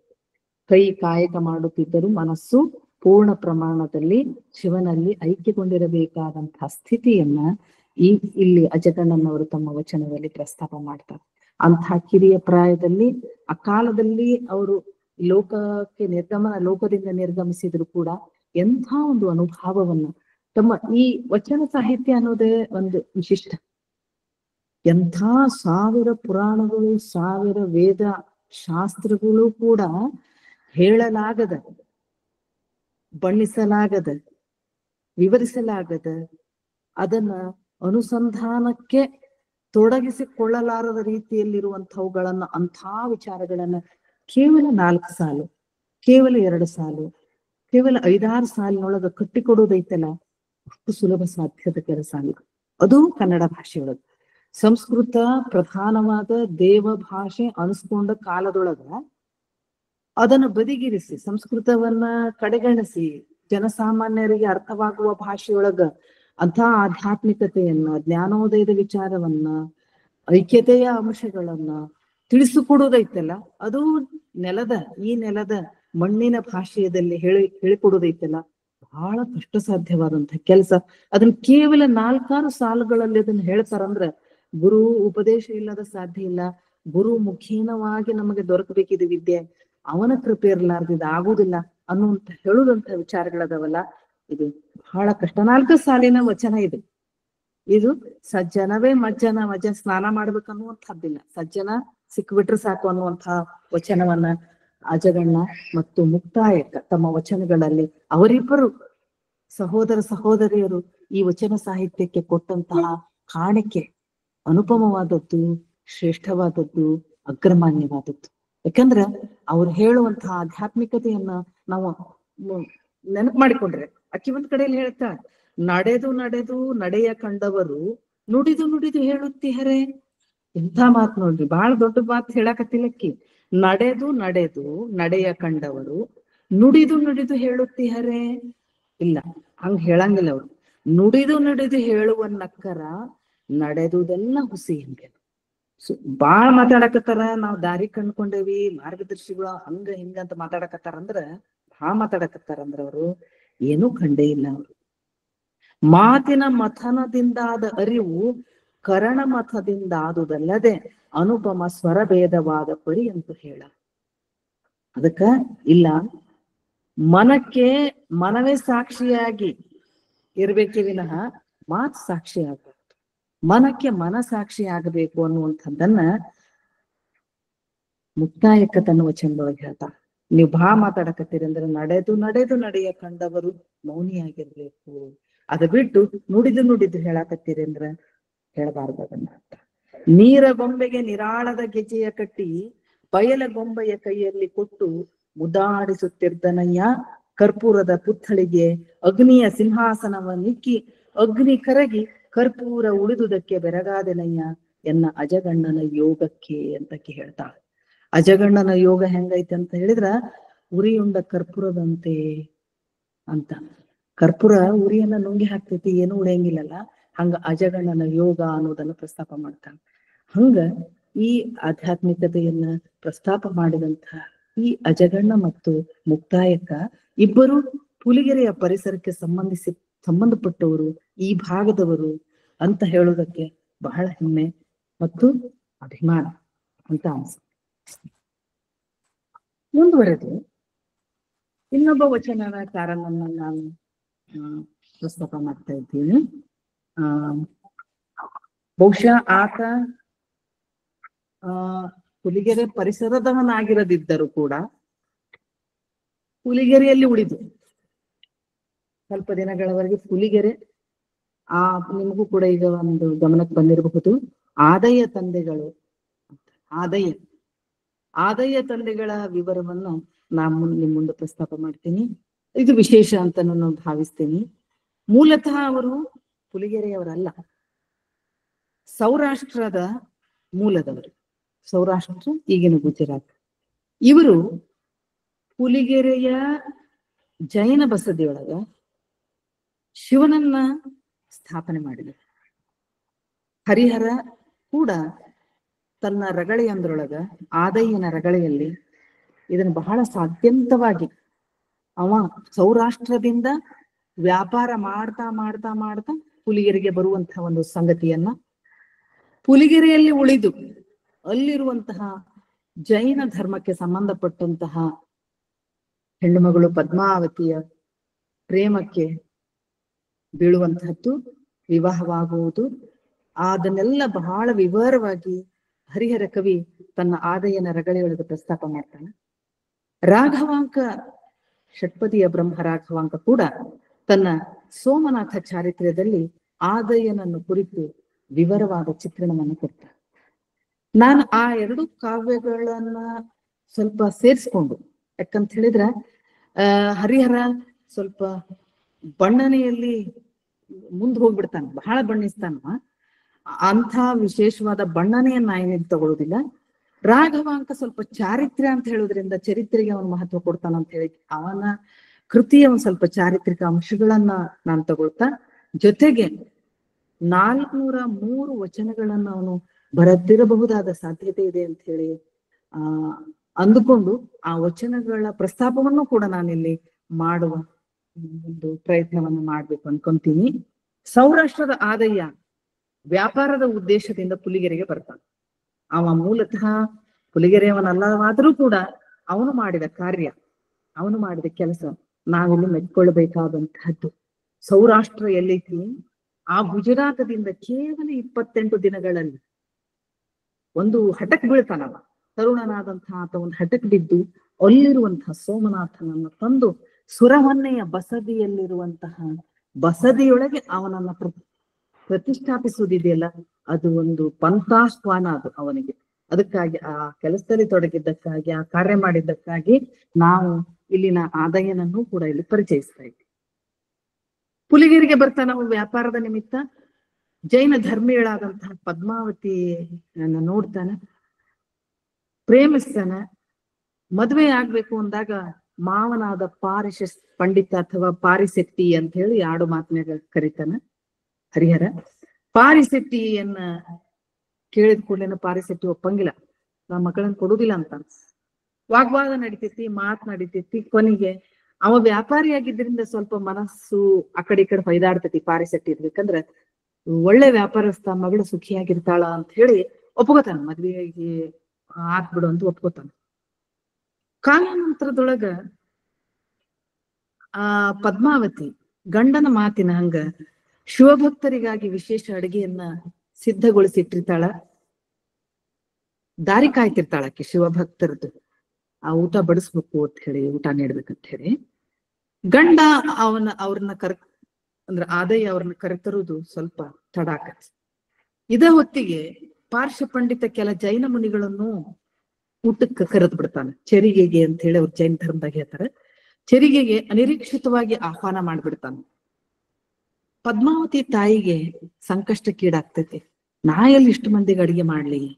ಅದಕ್ಕಿ ಏನಂತಾಳ, ಏನ್ ಮಾಡೋದೀಗ ಅಂತ ವಿಚಾರ ಮಾಡುವಾಗ ಪಕ್ಕದ ಮನೆಯಲ್ಲಿರುವಂತ ಸ್ವಲ್ಪ ದೂರದಲ್ಲಿರುವ ಮಗಳ ಮನೆಗೆ ಹೋದಾಗ ಆಕಿ ಶಿವಭಕ್ತರಿಗಾಗಿ ವಿಶೇಷ ದಿವ್ಯ ಅನ್ನಗಳನ್ನ ಪದಾರ್ಥಗಳನ್ನ ಮಾಡಿಕೊಂಡು ಆಕಿ ಕೂತಿರ್ತಾಳಲ್ಲ, ಅದನ್ನ ನೋಡಿ ಆಕಿ ಅಡಿಗೆಯನ್ನ ತಗೊಂಡು ತನ್ನ ಮನೆಗೆ ಬಂದ್ಬಿಡ್ತಾಳ. ಆಕಿ ಎಷ್ಟೇ ಬೇಡ, ನಾನು ಶಿವಭಕ್ತರಿಗೆ ಅಂತ ಹೇಳಿ ಹೋಗ್ಯಾನ ನನ್ ಗಂಡ, ನಾನು ಹಂಗ್ ಕೊಡಾಕ್ ಬರುದಿಲ್ಲ ಅಂತ ಹೇಳಿದ್ರು ಆಕೆಗೆ ಒತ್ತಾಯಪೂರ್ವಕವಾಗಿ ಆಕೆಗೆ ಅಲ್ಲಿರುವ ಪದಾರ್ಥಗಳನ್ನ ತಗೊಂಡು ಆಕೆಗೆ ಬೈದು ತಗೊಂಡು ಬಂದ್ಬಿಡ್ತಾಳ. ಆಕಿ ಬಂದು ಜಿನ ಮುನಿಗಳಿಗೆ ಬಡಿಸ್ತಾಳ, ತನ್ನ ಮನೆಗೆ ತಗೊಂಡ್ಬಂದು. ಈ ಕಡೆ ಆದಯ್ಯ ಶಿವಭಕ್ತರನ್ನ ಕರೆದುಕೊಂಡು ಮನೆಗೆ ಬಂದಾಗ ಮನೆಯೊಳಗ ಯಾವ ಪದಾರ್ಥಗಳು ಅಂದ್ರ ತಯಾರು ಮಾಡಿರಂಗಿಲ್ಲ, ಏನು ಅಡಿಗೆಯ ಪದಾರ್ಥಗಳು ಯಾವೂ ಇರಂಗಿಲ್ಲ. ಬಹಳ ಸಂತೋಷದಿಂದ 10 ಜನರನ್ನ ಕರ್ಕೊಂಡು ಬಂದಂತಹ ಆದಯ್ಯನಿಗೆ ಬಹಳ ನೋವಾಗ್ತೈತಿ. ಜಿನಮುನಿಗಳು ಇದನ್ನೆಲ್ಲ ತಗೊಂಡು ಹೋದ್ರು, ಜಿನಮುನಿಗಳಿಗೆ ಬಡಿಸ್ಲಿಕ್ಕಂತ ಹೇಳಿ ತಂದೆ ತಾಯಿಗಳು ಒತ್ತಾಯ ಮಾಡಿ ನಾನು ಮಾಡಿಟ್ಟದನ್ನ ತಗೊಂಡು ಹೋದ್ರು ಅನ್ನುವಂಥ ಮಾತನ್ನ ಪದ್ಮಾವತಿ ಹೇಳಿದ ಕೂಡಲೇನ ಏನ್ ಮಾಡೋದು ಅಂತ ಹೇಳಿ ಸಿಟ್ಟು ಬಹಳ ಬರ್ತೈತೆ ನಮ್ಗ. ಆದ್ರೆ ಏನೋ ತೋರಿಸ್ಕೊಳ್ಳಾರ್ದನ ಅದನ್ನ ಬಂದಂಥವರಿಗೆ ಬಾಳೆಹಣ್ಣು, ದ್ರಾಕ್ಷಿ, ಖರ್ಜೂರ, ನಾರಿಕೇಳಗಳನ್ನು ನೀಡಿದ ಅಂತ ಹರಿಹರ ಕವಿ ವರ್ಣನೆ ಮಾಡ್ತಾನೆ. ನಾರಿಕೇಳ, ತೆಂಗಿನಕಾಯಿ, ಖರ್ಜೂರ, ದ್ರಾಕ್ಷಿ, ಕದಳಿ ಫಲಗಳಿಂದ ತೃಪ್ತರಾಗ್ಬೇಕು ಅಂತ ಹೇಳಿ ಬಿಡ್ಕೊತಾನ. ಆ ಊಟ ಆದ್ಮೇಲೆ ಅದನ್ನೆಲ್ಲ ತಗೊಂಡು ಅವ್ರು ಹೋಗ್ತಾರೆ. ಬಹಳ ನೊಂದುಕೊಂಡಂತಹ ಆದಯ್ಯ ಯಾವಾಗೋ ಒಂದ್ಸರಿ ನಾ ಕರೆದೇನೆ ಶಿವಭಕ್ತರನ್ನ, ಹಿಂಗ್ ಮಾಡಿಬಿಟ್ನಲ್ಲ ನನ್ನ ಮಾವ ಮತ್ತು ಅತ್ತಿ ಕೂಡಿ ಅಂತ ಹೇಳಿ ಬಹಳ ಮನಸ್ಸು ನೊಂದು ಉಪವಾಸ ಮಾಡ್ಕೊತಾನ ಆದಯ್ಯ, ಊಟ ಮಾಡಂಗಿ. ಆ ಪದ್ಮಾವತಿಗೂ ನೋವಾಗ್ತೈತಿ. ಆಕಿ ಅಂತಾಳ, ಇಲ್ಲ ನೀವ್ ಊಟ ಮಾಡ್ರಿ, ಹೇಳ್ರಿ, ಇದನ್ನ ಮತ್ ಮಾಡ್ತೀನಿ, ಏನಾರ ಊಟ ಮಾಡ್ರಿ ಅಂತ ಹೇಳ್ತಾಳ. ಅವ್ ಬಹಳ ಕೆಟ್ಟ ಅನ್ಸಿ, ಇಲ್ಲ ನಾನು ಉಪವಾಸ ಕಳ್ಸೇನಲ್ಲ ಅವ್ರನ್ನ, ನಂಗೆ ಇವತ್ತೇನ್ ಊಟನ ಬೇಡ ಬಿಡು ಅಂತ. ಆಕಿ ಬಂದು ತಂದೆ ತಾಯಿ ಬೈತಾಳ, ನೀವ್ ಮಾಡಿದ ಪರಿಣಾಮ ನೋಡಿದ್ಲೆ, ಅವ ಊಟ ಮಾಡಕ್ ಒಳ್ಳೆ ಏನಾಗತ್ತಾನ. ಬಂದ್ರು ತಂದೆ ತಾಯಿಗಳು, ಬಂದು ಎಬ್ಸಿದ್ರು ಮಲ್ಕೊಂಡಂತ ಪಾರ್ಥ ಪಂಡಿತ ಅಂದ. ಈತ ಸುರವನ್ನೆಯ ಬಸದಿಗೆ ಸೋಮನಾಥನನ್ನ ಪ್ರತಿಷ್ಠಾಪನೆ ಮಾಡ್ಲಾರ್ದ ಊಟ ಮಾಡಂಗ ಕಾಣಂಗಿಲ್ಲವ ಅಂತ. ಅಂದ್ರೆ ಸೌರಾಷ್ಟ್ರದ ಸೋಮನಾಥನನ್ನ ಈ ಸುರವನ್ನೆಯ ಬಸದಿಗೆ ತಂದು ಸ್ಥಾಪಿಸಲಾರದೆ ಅವ ಊಟ ಮಾಡಂಗ್ ಕಾಣಂಗಿಲ್ಲ, ಮಕ್ಕೊಂಡ್ಬಿಟ್ಟಾನಲ್ಲ ಅಂತ ಅಂದ್ಬಿಡ್ತಾನ. ಒಂದ್ ರೀತಿ ಅಣಕದ ಕುಹಕದ ಮಾತುಗಳಿವೆ. ಅಳಿಯನ ಸಾಮರ್ಥ್ಯವನ್ನ ಕೆಣಕುವ ಅಥವಾ ಅಳಿಯನಿಗೆ ನೋವುಂಟು ಮಾಡುವ ದಿಸೆಯೊಳಗ ಮಾತಾಡಿ ಬಿಡ್ತಾನೆ. ಈ ಮಾತುಗಳು ಎಷ್ಟು ನೋವು ಕೊಡ್ತಾವಂದ್ರ ಇದನ್ನ ಒಂದು ಪಂಥಾಹ್ವಾನ ಅಂತ ಸ್ವೀಕರಿಸಿ ಬಿಡ್ತಾನ ಆದಯ್ಯ. ಹೌದಲ್ಲ, ಇದ ಮಾತಲ್ಲ ನೀ ಅಂದದ್ದ. ಸುರಹೊನ್ನೆಯ ಬಸದಿಗೆ ಸೋಮನಾಥನನ್ನ ತಂದು ಸ್ಥಾಪನೆ ಮಾಡುವವರೆಗೂ ನಾನು ಒಂದ್ ಹನಿ ಬಾಯಾಗ ನೀರ್ ಹಾಕುದಿಲ್ಲ, ಊಟದ ಮಾತಂತೂ ದೂರ ಉಳಿತು ಅಂತ ಹೇಳಿ ಒಂದು ಶಪಥ ಮಾಡಿಕೊಂಡು ಆತ ಹೊರಡ್ತಾನೆ. ಎಷ್ಟೇ ತಡೆಯಲಿಕ್ಕೆ ಪ್ರಯತ್ನ ಪಡ್ತಾಳ ಪದ್ಮಾವತಿ. ಬೇಡ, ಆ ರೀತಿ ನೀವು ಈ ಶಪಥ ಮಾಡುವುದೆಲ್ಲ ಬೇಡ, ಇಷ್ಟು ಕಿರಿಯ ಪ್ರಾಯದೊಳಗೆ ನೀವು ಅವನನ್ನ ತಂದು ಇಲ್ಲಿ ಪ್ರತಿಷ್ಠಾಪನೆ ಮಾಡ್ತೀನಿ ಅಂದ್ರೆ ಅದು ಸಾಧ್ಯವಾಗ್ಲಾರ್ದ ಮಾತು ಅಂತ ಏನ್ ಹೇಳಿದ್ರು ಕೂಡ ಕೇಳುವುದಿಲ್ಲ. ಆತ ಹೊರಟು ಬಿಡ್ತಾನೆ. ಇಲ್ಲ, ನಾನು ಅವನನ್ನ ತಂದು ಸೋಮನಾಥನ ಒಪ್ಪಿಸ್ತೀನಿ, ನಾನು ಅವ ಬರಬೇಕ. ಸೌರಾಷ್ಟ್ರದ ಸೋಮನಾಥ, ಗುಜರಾತಿನಲ್ಲಿರುವ ಸೋಮನಾಥ ಪುಲಿಗೆರೆಗೆ ಬಂದು ಪುಲಿಗೆರೆಯ ಸುರಹೊನ್ನೆಯ ಬಸದಿಯೊಳಗ ಬಂದು ಅವ ಪ್ರತಿಷ್ಠಾಪನೆ ಆಗಬೇಕು. ಅಲ್ಲಿವರೆಗೂ ನಾನು ನನ್ನ ಈ ದಿನನಿತ್ಯದ ಆಹಾರವನ್ನ ಸೇವನೆ ಮಾಡಂಗಿಲ್ಲ, ಇದೇ ನನ್ನ ಕೊನೆ ಮಾತು ಅನ್ನುವ ಹಾಗೆ ಅವನು ಹೊರಟು ಬಿಡ್ತಾನ. ಎಷ್ಟು ಹೇಳಿದ್ರು ಕೇಳುವುದಿಲ್ಲ. ಕವಿ ಬಹಳ ಚಂದ ವರ್ಣನೆ ಮಾಡ್ತಾನ. ಪದ್ಮಾವತಿಗೆ ಹೇಳ್ತಾನ, ಸೋಮನಾಥನಂ ತಂದಪೆ ಪುಸಿ ಇಲ್ಲ. ಸುಳ್ಳಲ್ಲಿ ಇದ್ರೊಳಗ ಸೋಮನಾಥನ್ ಬೇಡ್ಕೊಂತೀನಿ. ಅವ ಏನ್ ಮಾಡ್ತಾನ, ಬರಬೇಕ. ಅವ ಅಲ್ಲಿದ್ದ ಇದ್ರ ಭಕ್ತಗ ಎಷ್ಟೊಂದು ಸಾಮರ್ಥ್ಯ ಇರ್ತೈತಿ ಅಂತಂದ್ರ ಅದು ಕಲ್ಲಲ್ಲ, ವಿಗ್ರಹ ಅಂತಲ್ಲ ಇಲ್ಲಿ ಇರುವುದು. ಅಲ್ಲಿರುವಂತಹ ಶಕ್ತಿ ರೂಪಿಯಾದಂತಹ ಪ್ರಾಣ ಹೊಂದಿದಂತಹ ಆ ದೇವ ಇಲ್ಲಿ ಬರ್ಬೇಕಿಲ್ಲ. ಎಲ್ಲಿಗೆ ಬರ್ಬೇಕ? ಅವ ಪುಲಿಗೆರೆಗೆ ಬರಬೇಕ. ನೋಡ್ತಿರು, ಪುಲಿಗೆರೆಯ ಸೋಮನಾಥನನ್ನ ಪುಲಿಗೆರೆಗೆ ತರ್ತೇನೆ. ಸೌರಾಷ್ಟ್ರದ ಸೋಮನಾಥನ್ ತಂದಪ್ಪೆ ಪುಸಿ ಅಲ್ಲ. ಸುಳ್ಳು ಹೇಳಕತ್ತೇನೆ ಅಂತ ಅನ್ಕೋಬೇಡ, ಅಂಜದಿರು, ನೀನ್ ಹೆದರ್ಬೇಡ, ಹಿಂಗೇನಕತಿ ಅಂತ ಅನ್ಕೋಬೇಡ. ಇದು ಪುಸಿ ಅಲ್ಲ, ಇದು ಸುಳ್ಳಲ್ಲ, ನನ್ ಮಾತ್ ನಂಬು ನೀನು ಅಂತ ಧೈರ್ಯ ಹೇಳ್ತಾನೆ. 28 ದಿನಗಳವರೆಗೆ ಕಾಡು ಕಾನನ ತಗ್ಗು ದಿನ್ನಿ ಏನೋ ನೋಡೋದಿಲ್ಲ. ಮನುಷ್ಯನ ಅಂತ ಹೇಳಿ ತನ್ನ ದೇಹದ ಬಗ್ಗೆನೇ ಪರಿವಿಲ್ಲ ಅವನಿಗೆ. ನಡೀತಾನ, ಇಲ್ಲಿಂದ ಅಲ್ಲಿಗೆ ಹೋಗ್ಬೇಕಲ್ಲ, ಸೌರಾಷ್ಟ್ರಕ್ಕೆ ಹೋಗ್ಬೇಕು. ಅಲ್ಲಿ ಹೋಗಿ ಅಲ್ಲಿಯ ಸೋಮೇಶ್ವರನನ್ನ ಬೇಡಿಕೊಳ್ತಾನ. ನೋಡು, ನಿನ್ನ ಬಗ್ಗೆ ಅವ ಏನ್ ಮಾತಾಡಕತ್ತಾನ ನೋಡು. ನಿಜಕ್ಕೂ ನೀನ್ ಇರುವುದೇ ಸತ್ಯ ಅನ್ನೋದಾದ್ರ ನನ್ನ ಜೊತೆ ಹೊರಟು ಬಿಡ್ಬೇಕು ನೀನು ಬೇಡಿಕೊಳ್ತಾನೆ. ಹರಿಹರ ಕವಿ ತುಂಬಾ ಭಾವುಕನಾಗಿ, ಮತ್ತ ಅವಂಗ ಶಿವನ ಪ್ರಸ್ತಾಪ ಬಂದ್ಬಿಡ್ತು ಅಂತ ಹೇಳಿದ್ರ ಹರಿಹರ ತುಂಬಾ ಭಾವುಕನು, ಭಕ್ತಿಯ ಆವೇಶಕ್ಕೂ ಅವನು ಒಳಗಾಗ್ತಾನೆ. ಹಂಗಾಗಿ ಬಹಳ ಭಾವುಕತೆಯಿಂದ ಅವನನ್ನು ಪ್ರಾರ್ಥನೆ ಮಾಡಿಕೊಳ್ತಾನೆ. ಸೋಮೇಶ್ವರನಲ್ಲಿ ಬೇಡಿಕೊಳ್ತಾನೆ, ನೋಡು ನೀನ್ ಇರುವುದನ್ನ ಸತ್ಯ ಆಗಿದ್ರೆ ಬಾ, ನೀನು ಅಲ್ಲಿರುವಂತಹ ಜೈನ ಬಸದಿಯೊಳಗ ನೀನು ನೆಲೆ ನಿಲ್ಬೇಕು, ನಾನ್ ಆಡಿದ ಮಾತನ್ನ ನಡೆಸಿಕೊಡ್ಬೇಕು. ಇದು ನಿನ್ನ ಭಕ್ತನ ಬಗ್ಗೆ ಪ್ರೇಮ ಇರುವುದಾದ್ರೆ ನೀ ಕೆಲಸ ಮಾಡ್ಬೇಕು ಅನ್ನುವಂಥ ಒಂದು ಬೇಡಿಕೆಯನ್ನ ಇಡ್ತಾನ ಶಿವನ ಮುಂದೆ. ಶಿವ ಭಕ್ತ ವತ್ಸಲ, ಅವನು ಭಕ್ತಕ್ಕೆ ಅಧೀನ, ಭಕ್ತರಿಗೆ ಅಧೀನವ. ಅವ ಒಪ್ಪೇ ಬಿಡ್ತಾನೆ, ನಿಲ್ಲುವುದಿಲ್ಲ. ಉಪವಾಸದಿಂದ ವನವಾಸದಿಂದ ನೀರಿಲ್ಲದ ನನ್ನನ್ನು ಹುಡ್ಕೊಂಡು ಬಂದಾನಲ್ಲ, ನಾನಿಲ್ಲಕ್ ಆಗ್ತೇತೇನೋ ಅಂತಾನೆ ಶಿವ. ಹಂಗ ಬಹಳ ವರ್ಣನೆ ಅಂತ ಬಂದ್ರ ಕುಂಬಾರ ಗುಂಡಯ್ಯನ ವರ್ಣನೆ ಮಾಡ್ತಾನವ. ಅದನ್ನೆಲ್ಲ ಓದ್ಬೇಕು ಹರಿಹರನ ಕಾವ್ಯದೊಳಗ. ಹಂಗ ಕುಣಿಯೋದು, ಕುಕ್ಕಿಲಿರಿಯೋದು ಬಹಳ ಅದ್ಭುತವಾಗಿ ವರ್ಣನೆ ಮಾಡ್ತಾನ. ಹಂಗ ಸೌರಾಷ್ಟ್ರದ ಸೋಮೇಶ್ವರನೊಳಗ ಪ್ರಾರ್ಥನೆ ಮಾಡ್ತಾನ. ಮಾಡಿಕೊಂಡು ಇಲ್ಲಿಗೆ ಅವನನ್ನು ಕರ್ಕೊಂಡು ಬರ್ತಾನ. ಇಲ್ಲಿ ಪುಲಿಗೆರೆಯಲ್ಲಿ ಅವನನ್ನು ಪ್ರತಿಷ್ಠಾಪನೆ ಮಾಡ್ತಾನೆ. ಇದು ಅದ್ಭುತವಾದಂತಹ ಕಾವ್ಯವಾಗಿ ಮೂಡಿ ಬಂದೈತಿ ಹರಿಹರನ ಆದಯ್ಯನ ರಗಳೆಯೊಳಗ. ಇನ್ನ ರಾಘವಾಂಕ ಅಂಥ ಭಾವುಕ ಅಲ್ಲ, ತನ್ನ ಗುರುವು ಸೋದರ ಮಾವನು ಆದಂತ ಹರಿಹರನಷ್ಟು ಭಾವುಕ ಅಲ್ಲ, ಚಾರಿತ್ರಿಕವಾಗಿ ನೋಡಿದ್ದಾನೆ. ಅವನು ಇದನ್ನ ಪ್ರಸ್ತಾಪ ಮಾಡ್ತಾನೆ ತುಂಬಾ ತೂಕಬದ್ಧವಾಗಿ. ಹಿಂಗ ಒಂದು ಕಡೆ ಅವನು ವಾಲುವುದಿಲ್ಲ, ಒಂದು ಭಾವುಕತೆಯ ಕಡೆಗೆ ಅವನು ವಾಲುವುದಿಲ್ಲ. 403 ವಚನಗಳ ಲಭ್ಯ ಆಗ್ಯಾವ ತಂದು ನಮ್ಮ ಆದಯಂದು. ಕೆಲವೊಮ್ಮೆ ಮಲ್ಲಿಕಾರ್ಜುನ ಅನ್ನುವಂಥ ಅಂಕಿತನು ಕಂಡು ಬರ್ತೈತಿ. ಇದ ಒಂದ್ ಸ್ವಲ್ಪ ವಿಶೇಷ ತಂದು. ಸೌರಾಷ್ಟ್ರದ ಸೋಮೇಶ್ವರ ಅಂತನೂ ಒಂದು ಕಡೆ ಆತನ ವಚನಗಳಲ್ಲಿ ಕಂಡು ಬರ್ತೈತಿ. ಕೆಲವೊಮ್ಮೆ ಮಲ್ಲಿಕಾರ್ಜುನ ಅನ್ನುವಂತಹ ಪ್ರಸ್ತಾಪನೂ ಅಲ್ಲಿ ಕಂಡು ಬರ್ತೈತಿ. ಅದಕ್ಕೆ ಇದು ಅಂಕಿತ ಕಂಡು ಬರೋದು ಸಂಶೋಧನೆಗೆ ಒಳಗಾಗಬೇಕಾದಂತಹ ಸಂಗತಿ ಅಂತ ಹೇಳಿ ಅಂತ ಅನಿಸ್ತೈತಿ. ಇದು ಮಾಡ್ಬೇಕು ಇದನ್ನ ಸಂಶೋಧನೆ. ಯಾಕಂದ್ರ ಮಲ್ಲಿಕಾರ್ಜುನ, ಚನ್ನಮಲ್ಲಿಕಾರ್ಜುನ, ಅಕ್ಕ ಮಹಾದೇವಿ ಇದಾಗ್ತೈತಿ. ಬರೀ ಮಲ್ಲಿಕಾರ್ಜುನ ಹೆಂಗ್ ಬಂತಿದ್ದು? ಮತ್ ಸೌರಾಷ್ಟ್ರದ ಸೋಮೇಶ್ವರ ಅಂತ ಇನ್ನೊಂದ್ ಕಡೆ ಬರ್ತೈತಿ. ಬಹಳ ಕಡೆ ಸೌರಾಷ್ಟ್ರದ ಸೋಮೇಶ್ವರ, ಕೆಲವು ಕಡೆಯಲ್ಲಿ ಮಲ್ಲಿಕಾರ್ಜುನ. ಇದ್ಯಾಕೆ ಬಂತು ಅನ್ನೋದನ್ನ ನಾವು ಸ್ವಲ್ಪ ಆಲೋಚನೆ ಮಾಡ್ಬೇಕು. ಅದು ಸಂಶೋಧನೆಯ ತೆಕ್ಕೆಗೆ ಅಳವಡಬೇಕಾದಂತಹ ಒಂದು ಸಂಗತಿ ಅಂತ ಹೇಳ್ತಾ ಇಲ್ಲಿ ಆದಯನ ಕೆಲ ವಚನಗಳನ್ನ ನಿಮ್ಮ ಮುಂದೆ ಪ್ರಸ್ತಾಪ ಮಾಡೋದಾದ್ರೆ, ಹೆಂಗವ ಹರಿಹರನ ಕಾವ್ಯದೊಳಗೆ ವರ್ಣನೆ ಮಾಡಾಕತ್ತಿದ್ರೆ, ಇವ ಈ ಪ್ರೇಮದ ನೆಲೆಯಲ್ಲಿ ಮಾತ್ರ ನಿಂತುಕೊಳ್ಳಬಲ್ಲಂತ ಅಪಕ್ವ ಒಬ್ಬ ಪ್ರೇಮಿಯಾಗಿ ನಮ್ ಕಂಡು ಬರ್ತಾನ. ಮೊದಲು ಪದ್ಮಾವತಿಯನ್ನು ಕಂಡಾಗ ಅದೆಲ್ಲ, ಆದ್ರ ಸಾಧನೆಯೊಳಗೆ ನೋಡಿದಾಗ, ಅವನ ವಚನಗಳನ್ನ ನೋಡಿದಾಗ, ಮತ್ತೆ ರಾಘವಾಂಕನ ಸೋಮನಾಥ ಚಾರಿತ್ರ್ಯವನ್ನ ಸ್ವಲ್ಪ ಅವಲೋಕನ ಮಾಡಿದಾಗ, ಕೇವಲ ಅವನೊಳಗ ಒಬ್ಬ ಅಪಕ್ವ ಪ್ರೇಮಿ ಮೊದಲು ಅಂತರ ಅವನು ಪರಿಪೂರ್ಣ ಅಂತ ಆಗ್ತಾನ. ಆದ್ರೆ ಅವನೊಳಗೊಬ್ಬ ಶಿವಭಕ್ತ ಅನ್ನೋದು ಹೆಂಗೆ ಅಡಗಿದ್ದ, ಅಂತರಂಗದೊಳಗ ಅವನು ಹೇಗೆ ಶಿವಭಕ್ತ ಆಗಿದ್ದ ಅನ್ನೋದರ ಬಗ್ಗೆ ಅವನ ವಚನಗಳು ನಮಗೆ ಸಾಬೀತು ಮಾಡ್ತಾವ. ಆ ಕೆಲ ವಚನಗಳನ್ನ ನೋಡೋದಾದ್ರೆ, ಕ್ಷೀರ ಸಮುದ್ರದಲ್ಲಿ ಬೆರೆಸಿದ ಜಲವೆಲ್ಲ, ಕ್ಷೀರ ಸಮುದ್ರದಲ್ಲಿ ಬೆರೆಸಿದ ಜಲವೆಲ್ಲ ಕ್ಷೀರವಾಗಿಪ್ಪುದು ಎಂತು ಅಂತೆ. ಈಗ ಹಾಲಿನ ಸಮುದ್ರ ಐತಿ, ಅದ್ರೊಳಗೆ ನಾವು ನೀರ್ ಕುಡಿಸಿದ್ರ ಆ ನೀರು ಪ್ರತ್ಯೇಕವಾಗಿ ಉಳಿಯಂಗಿಲ್ಲ, ಅದು ಆ ಹಾಲಿನ ಸಮುದ್ರದೊಳಗ ಐಕ್ಯವಾಗಿ ಬಿಡ್ತೈತಿ, ಅದು ಹಾಲೇ ಆಗಿಬಿಡ್ತೈತಿ ನೀರು ಸಹ. ಕ್ಷೀರ ಸಮುದ್ರದಲ್ಲಿ ಬೆರೆಸಿದ ಜಲವೆಲ್ಲ ಕ್ಷೀರವಾಗಿಪ್ಪುದು ಎಂತು ಅಂತೆ. ಅದು ಕ್ಷೀರ ಅದು ಹಾಲಾಗಿ ಹೆಂಗ ಆಗಿಬಿಡ್ತೈತಲ್ಲ, ಹಂಗ ಮನ ನಿಮ್ಮಲ್ಲಿ ಬೆರೆಸಿದ ಬಳಿಕ ಅಹಂಕಾರವಿಲ್ಲ. ಮನ ನಿಮ್ಮಲ್ಲಿ ಬೆರೆಸಿದ ಬಳಿಕ, ಶಿವನಲ್ಲಿ ಬೆರೆಸಿದ ಬಳಿಕ ಅಹಂಕಾರವಿಲ್ಲ. ಅಹಂಕಾರವಿಲ್ಲಾಗಿ ಪ್ರಾಣ ನಿಮ್ಮಲ್ಲಿ ಸಂಚಿತ. ನನ್ನಲ್ಲಿ ಅಹಂಕಾರ ಇಲ್ಲ, ಪ್ರಾಣ ನಿಮ್ಮಲ್ಲಿ ಸಂಚಿತ. ಇಂತಾದ ಬಳಿಕ ಅಂಗ ಎಂಬುದು ಇಲ್ಲ, ನನಗೆ ಪ್ರತ್ಯೇಕವಾದ ದೇಹ ಅನ್ನುವುದೇ ಇಲ್ಲ.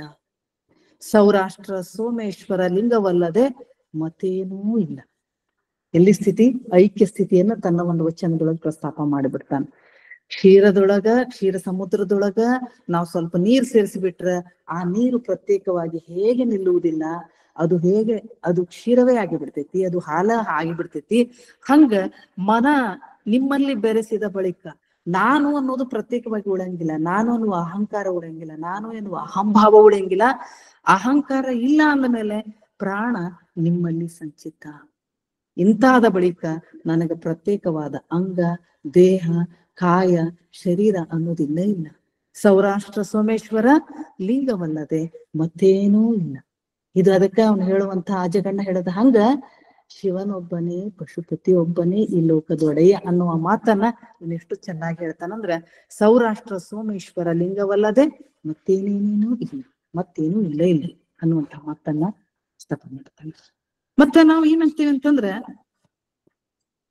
ವಿಚಿತ್ರ, ನಮ್ಮ ಹತ್ರ ಎಲ್ಲಾ ಐತಿ ಆದ್ರೂ ನಮ್ಮ ಬಡತನ ಐತಿ ಅಂತ. ಅದಕ್ಕ ಅವ ಬಹಳ ಚಂದ ಹೇಳ್ತಾನ ಮತ್ತೊಂದು ವಚನದೊಳಗ, ಕಸವರವಿರ್ದು ಬಡತನ ಬೇಕು. ನಮ್ಮಲ್ಲಿ ಬಂಗಾರ ಬಹಳ ಐತಿ, ಎಲ್ಲಾ ಐತಿ, ಆದ್ರೂ ಬಡತನ ಬೇಕು. ಮರು ಜವಣಿಕೆ ಸಂಜೀವಿನಿ, ಮರು ಜವಣಿಕೆ ಇರ್ದು ಮರಣವಾಗಲೇಕು.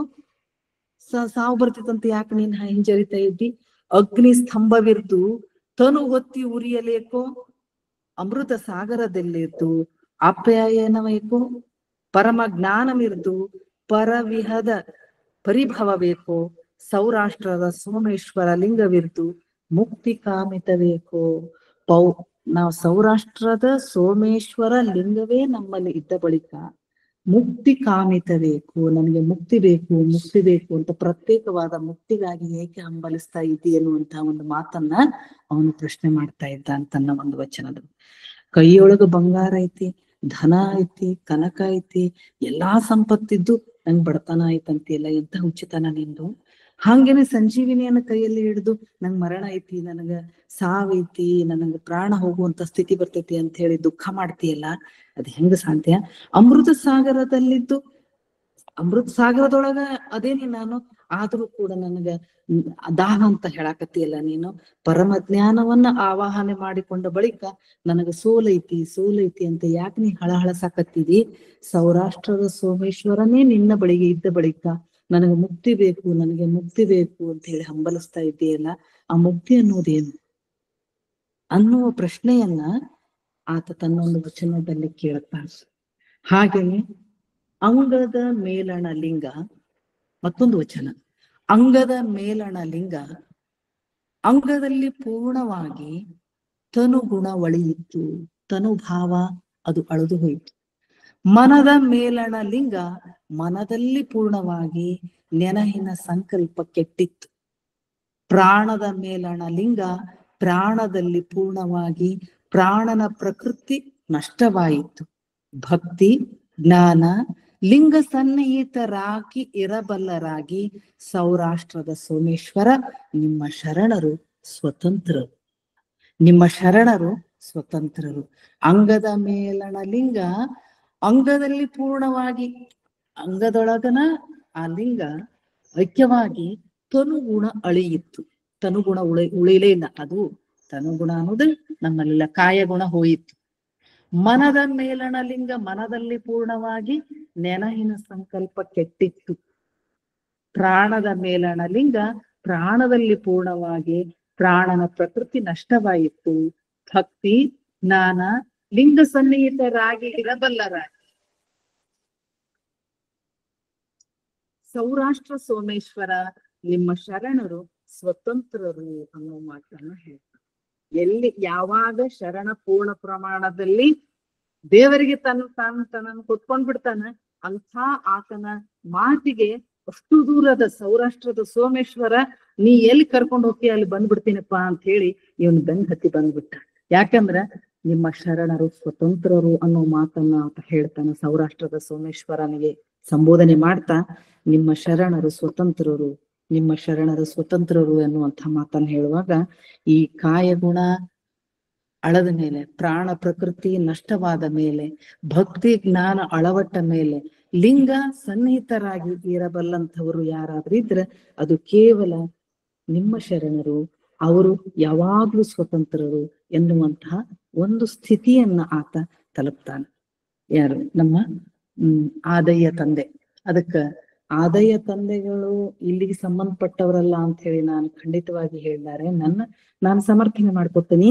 ಯಾಕಂದ್ರ ಅವ ಸೌರಾಷ್ಟ್ರದ ಸೋಮೇಶ್ವರನ ಯಾವ್ದೋ ಒಂದು ವಸ್ತು ತರೋದಲ್ಲಿಲ್ಲೇ, ಯಾವ್ದೋ ಒಂದು ಆಸ್ತಿ ಹಿಡಿಯುವುದಲ್ಲ ಅಥವಾ ಹೊಲ ಮನೆ ಮಾಡೋದಲ್ಲಿಲ್ಲೇ, ಆದ್ರ ಅಲ್ಲಿರುವಂತಹ ದೈವವನ್ನ ತರುವುದೈತಲ್ಲ, ಅದು ಮತ್ತೊಂದು ದೈವ. ಯಾರು ನಂಬಿದ್ರಲ್ಲ ಆ ಊರಿಗೆ ಬರೇ ಒಂದು ಊರಿಂದ ಇನ್ನೊಂದು ಊರಿಗೆ ಹೋದ್ರ ನಮ್ಮೂರವ್ರಲ್ಲ ಅಂತೀವಿ ನಾವು.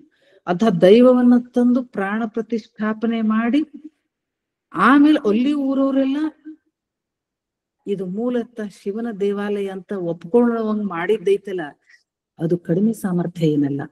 ಹಂಗ ಅಂಥ ಸಾಮರ್ಥ್ಯವಂತ ಆದಯ್ಯ ಅಲ್ಲಿಂದ ಇಲ್ಲಿವರೆಗೂ ಸೋಮನಾಥನನ್ನು ಕರ್ಕೊಂಡ್ ಬಂದ ಕಾರಣ ಆತ ಪುಲಿಗೆರೆಯವನೇ, ಪುಲಿಗೆರೆಯ ನಾಡಿನವನೇ ಅಂತ ಹೇಳಿ ನಾವು ಹೆಮ್ಮೆಯಿಂದ ಹೇಳ್ಕೊಳ್ಬೇಕಾಗತ್ತ. ಅವ ಎಲ್ಲಿಗೆ ಸಂಬಂಧಪಟ್ಟವನಾದ್ರೂ ಇಲ್ಲಿಗೆ ಸಂಬಂಧಪಟ್ಟವನು, ನಮ್ಮ ಪುಲಿಗೆರೆಯವನು, ಲಕ್ಷ್ಮೇಶ್ವರದವನು ಅಂತ ನಾವು ಹೇಳ್ಬೇಕಾಗತ್ತ.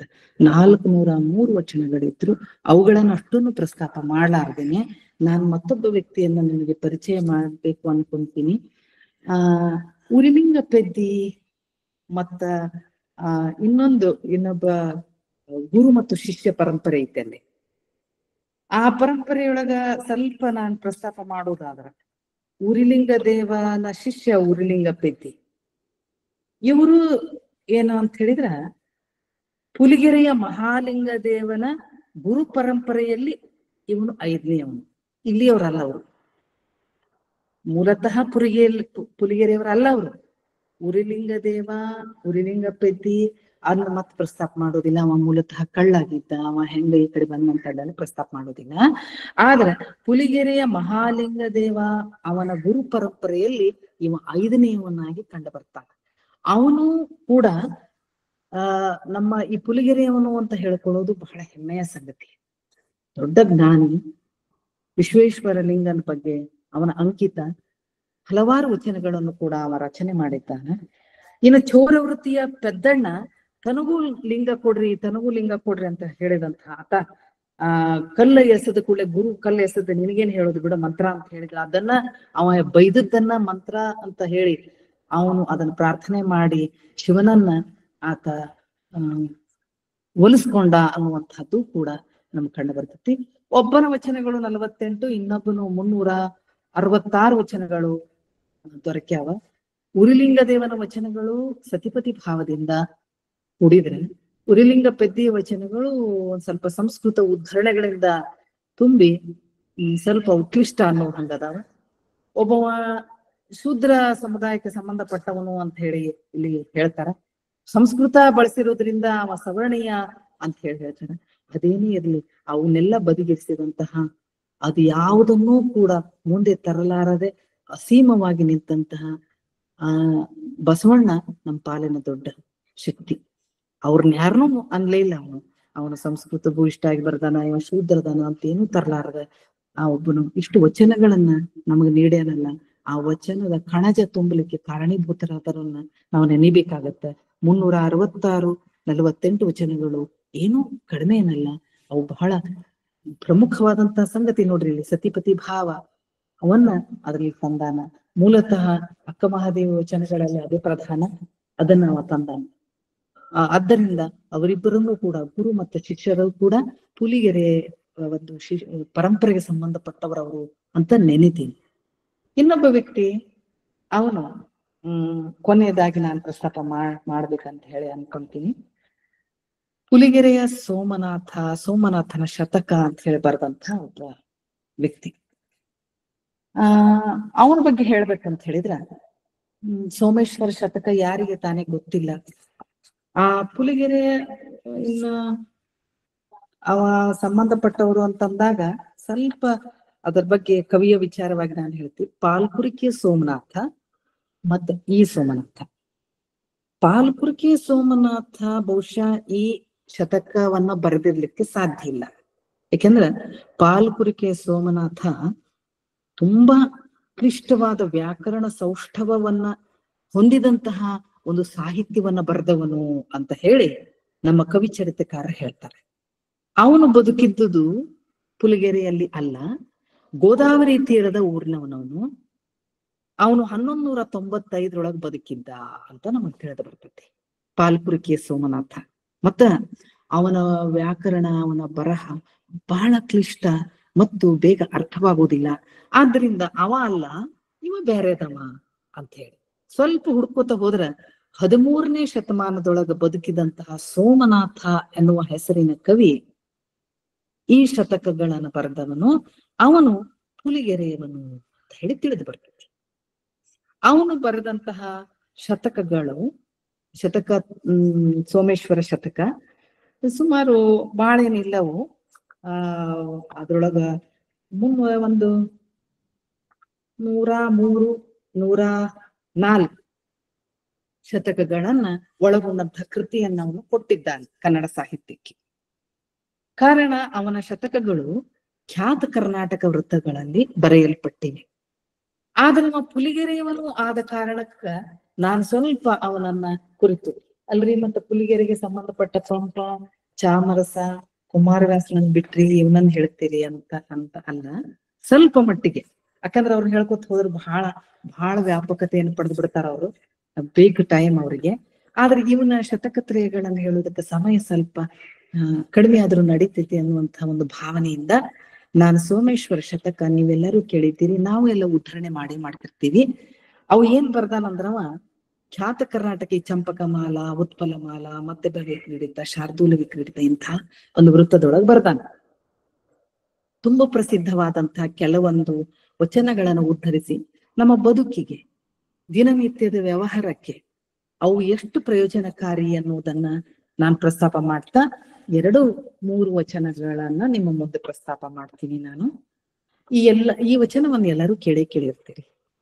ಕೆಲವಂ ಬಲ್ಲವರಿಂದ ಕಲ್ತು, ಕೆಲವಂ ಶಾಸ್ತ್ರಂಗಳಂ ಕೇಳುತ್ತ, ಕೆಲವಂ ಮಾಳ್ಪವರಿಂದ ಕಂಡು, ಕೆಲವಂ ಸುಜ್ಞಾನದಿಂದ ನೋಡುತ್ತ, ಕೆಲವಂ ಸಜ್ಜನ ಸಂಘದಿಂದ ಅರಿಯಲ್ ಸರ್ವಜ್ಞನತ್ವಂ ನರಂ, ಫಲವು ಪಳ್ಳ ಸಮುದ್ರವೈ, ಹಲವು ಹಳ್ಳಗಳು ಕೂಡಿ ಸಮುದ್ರಗಳಾಗುತ್ತವೆ ಅಂತ ಹೇಳ್ತಾನ.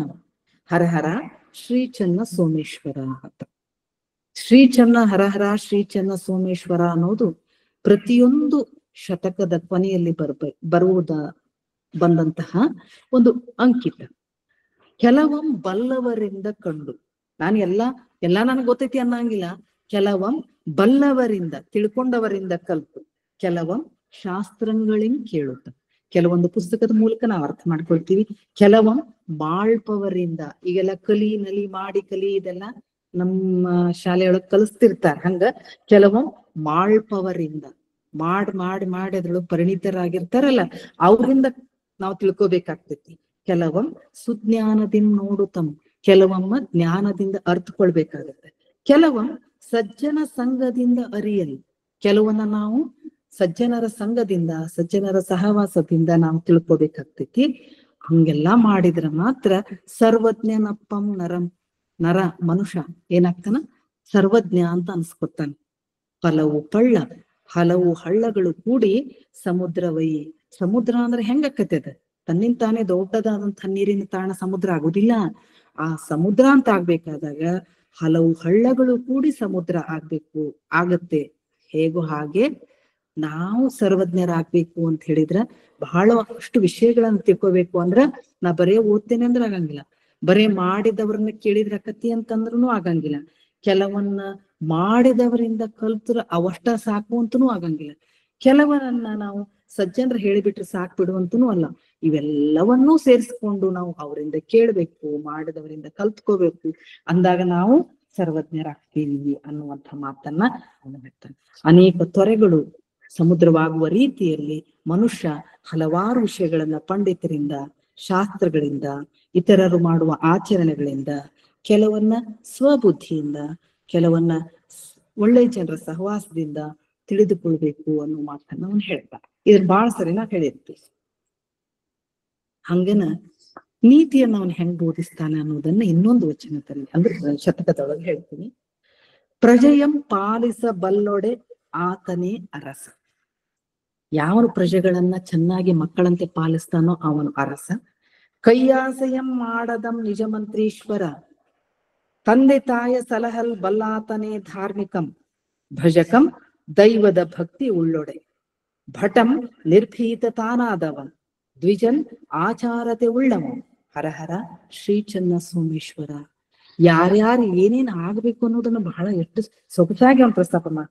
ಪ್ರಜೆಯ ಪಾಲಿಸಬಲ್ಲೊಡೆ ಆತನೇ ಅರಸ, ಕೈಯಾಸೆಯಂ ಮಾಡದಂ ನಿಜ ಮಂತ್ರೀಶ್ವರ. ನಾವು ಇವತ್ತು ಅರ್ಥ ಮಾಡ್ಕೊಳ್ಬೇಕಾಗಿದ್ದು, ಮಂತ್ರಿ ಅಂತ ಯಾರಿಗಂತಾರಂದ್ರ, ಯಾವನು ಲಂಚಕ್ಕೆ ಆಸೆ ಮಾಡ್ಲಾರ್ದವ ಇರ್ತಾನಲ್ಲ ಅವನೇ ಯೋಗ್ಯನಾದ ಮಂತ್ರಿ ಅಂತ ಹೇಳ್ತಾನವ. ಪ್ರಜೆಗಳನ್ನ ಚೆನ್ನಾಗಿ ರಕ್ಷಿಸಬಲ್ಲವನೇ ದೊರೆ. ಆದ್ರೆ ಇವತ್ತಿನ ಕಾಲಮಾನ ಪರಿಸ್ಥಿತಿಯನ್ನ ನೀವು ನೋಡಾಕತ್ತೀವಿ. ಲಂಚಕ್ಕೆ ಆಸೆ ಪಡೆದವನೇ ಯೋಗ್ಯನಾದ ಮಂತ್ರಿ ಅಂತ ಅವ ಹೇಳ್ತಾನಲ್ಲ. ಇದನ್ನ ಹೆಂಗೆ ನಾನು ಅನುಸಂಧಾನ ಮಾಡ್ಬೇಕು, ಹೇಗೆ ಹೇಳ್ಬೇಕು ಗೊತ್ತಾಗಕತ್ತಿಲ್ಲ. ತಂದೆ ತಾಯಿಗಳನ್ನ ಚೆನ್ನಾಗಿ ಸಲಹಬಲ್ಲವನೇ ಧರ್ಮಿಷ್ಠ, ದೇವರಲ್ಲಿ ಭಕ್ತಿ ಉಳ್ಳವನೇ ಭಕ್ತ, ನಿರ್ಭಯನಾದವನೇ ಸೈನಿಕ, ಒಳ್ಳೆ ನಡತೆ ಉಳ್ಳವನು ಬ್ರಾಹ್ಮಣ ಅಂತ ಹೇಳ್ತಾನ. ಬ್ರಾಹ್ಮಣ ಅಂದ್ರೆ ಹೆಂಗಿರ್ಬೇಕು ಅನ್ನೋದನ್ನ ಅವನು ನಿರ್ಭೀತ ತಾನಾದವಂ, ದ್ವಿಜನ್ ಆಚಾರತೆ ಉಳ್ಳವಂ ಅಂತ ಹೇಳಿ ಪ್ರಸ್ತಾಪ ಮಾಡ್ತಾನೆ. ಇದು ನಾವು ಉಳಿದದ್ದನ್ನ ಬಿಟ್ಟು ದೊರೆ ಅಂದ್ರೆ ಹೆಂಗಿರ್ಬೇಕು, ಮಂತ್ರಿ ಅಂದ್ರೆ ಹೆಂಗಿರ್ಬೇಕು, ನನಗ್ ಬಹಳ ಕೈಯಾಸೆಯಂ ಮಾಡದವಂ ನಿಜ ಮಂತ್ರೀಶ್ವರ ಅಂತ ಹೇಳದಾಗ್ಲೆಲ್ಲ ಇವತ್ತಿನ ಪ್ರಚಲಿತ ವಿದ್ಯಮಾನ ಕಣ್ಮುಂದೆ ಬರ್ತೈತಿ. ಜೊತೆಗೆ ತಂದೆ ತಾಯಿಗಳನ್ನ ಸಲಹಬಲ್ಲಾತನೇ ಧಾರ್ಮಿಕ ಅಂತ. ಧಾರ್ಮಿಕ ಅಂದ್ರೆ ಎಲ್ಲೋ ಲಕ್ಷ ಗಂಗೆಯ ಮಿಂದಡಿಲ್ಲ ಅನ್ನುವಂಥದ್ದೈತಲ್ಲ, ಸುತ್ತಿ ಬಂದಡಿಲ್ಲ ಅಲ್ಲಮ್ಮನ ಮಾತು ನೆನಪಾಗ್ತೈತಿ. ಲಕ್ಷ ಗಂಗೆಯ ಮಿಂದಡಿಲ್ಲ, ತುಟ್ಟ ತುದಿಯ ಮೇರುಗಿರಿಯ ಮೆಟ್ಟಿ ಕೂಗಿದಡೆ ಇಲ್ಲ ಅದ್ಯಾವುದೂ ಬರುವುದಿಲ್ಲ. ಆಗ ಅಲ್ಲಲ್ಲಿ ಅಡ್ಡಾಡಿದ್ರ ತಂದೆ ತಾಯಿಗಳನ್ನು ಸಲಹಬಲ್ಲ ಆತವನೇ ಧಾರ್ಮಿಕ ಅನ್ನುವಂಥ ಮಾತನ್ನ ಹೇಳ್ತಾನೆ. ಸಮಯ ಆಗೈತಿ ಅನ್ಕೊಳ್ತೀನಿ. ಇನ್ನು ಒಂದು ವಚನ ಹೇಳಿ ನನ್ನ ಮಾತಿಗೆ ಪೂರ್ಣ ವಿರಾಮ ಕೊಡ್ತೀನಿ. ಉಣದಿರ್ಪ ಧನಂ ಎದ್ದೊಡೆಯನು. ಏನ್ ಮಾಡ್ತಿ, ಕೂಡಿಡುದ ಉಣದಿರ್ಪ, ಉಣ್ಣಲಿಕ್ಕೆ ಆಗಲಾರದ ಧನ ಇದ್ದು ಏನ್ ಮಾಡುದು. ಸುತ ನಿರ್ದೇಮ್, ಮುಪ್ಪಿನಲ್ಲಾಗದ ಮಗ ಇದ್ದೇನ್ ಮಾಡುದು, ವಯಸ್ಸಾದಾಗ ನೋಡ್ಲಿಲ್ಲ ಅಂತ. ಒಣಗಲ್ ಪೈರಿಗೆ ಬಾರದಿರ್ದ ಮಳೆ ತಾಂ ಬಂದೇನು, ಆಪತ್ತಿನೋಳ್ ಮಣಿದು ನೋಡದ ಬಂಧುವೆ ಎನಿಸಲ್ ಕಾಲೋಚಿತಕ್ಕೆ ಐಡಿದ ತೃಣವೇ ಪರ್ವತವಲ್ಲವೇ ಹರಹರ ಶ್ರೀ ಚನ್ನ ಸೋಮೇಶ್ವರ. ಉಪಯೋಗಕ್ಕೆ ಬಾರದಿರುವ ಹಣ, ಮುಪ್ಪಿನಲ್ಲಿ ಸಲಹದ ಮಗ, ಪೈರು ಒಣಗುತ್ತಿರುವ ಕಾಲದಲ್ಲಿ ಬಾರದಿರುವ ಮಳೆ, ಕಷ್ಟ ಕಾಲದಲ್ಲಿ ಬಂದು ವಿಚಾರಿಸಿಕೊಳ್ಳಲಾರದ ನಂಟ ನಿಷ್ಪ್ರಯೋಜಕರು. ಸಮಯಕ್ಕೆ ದೊರೆತ ಸಹಾಯ ಅಲ್ಪವಾಗಿದ್ದರೂ ಕೂಡ ಅದು ಮಹತ್ತರವಾದದ್ದು. ಅದು ತೃಣ ಆಗಿರಬಹುದು, ಅದು ಪರ್ವತವೇ ಅಂತ ಹೇಳುವಂತಹ ಸೋಮೇಶ್ವರ ಶತಕ. ಇವು ಏನಕ್ಕ ಅಂದ್ರೆ ದಿನದ ಬದುಕಿನ ಪ್ರತಿಯೊಂದು ಹಂತದಲ್ಲಿಯೂ ಕೂಡ ಪ್ರಯೋಜನಕ್ಕೆ ಬರುವ ಎಲ್ಲಾ ನೀತಿ ಹೇಳ್ತಾನ, ಅವನು ಹೆಂಗೆ ಬದುಕ್ಬೇಕನ್ನೋದು ಹೇಳ್ತಾನ, ಗುರು ಅಂದ್ರೆ ಹೆಂಗಿರ್ಬೇಕು, ವೈದ್ಯ ಬಹಳಷ್ಟು ವಿಚಾರಗಳನ್ನು ಪ್ರಸ್ತಾಪ ಮಾಡ್ತಾನ. ಅವನು ಕೂಡ ಪುಲಿಗೆರೆಯವನು. ಇವತ್ತು ನಾವು ನಮ್ಮ ಮಾತುಗಳಲ್ಲಿ, ನಮ್ಮ ಭಾಷಣಗಳಲ್ಲಿ ಪ್ರಸ್ತಾಪ ಮಾಡುವಂತಹ ಈ ಸೋಮೇಶ್ವರ ಶತಕಗಳದ ಆ ಶತಕ ಬರೆದಂತಹ ಸೋಮೇಶ್ವರ, ಪುಲಿಗೆರೆಯ ಸೋಮೇಶ್ವರ ಅಂತಾನ ಅವನು ಪ್ರಸಿದ್ಧ.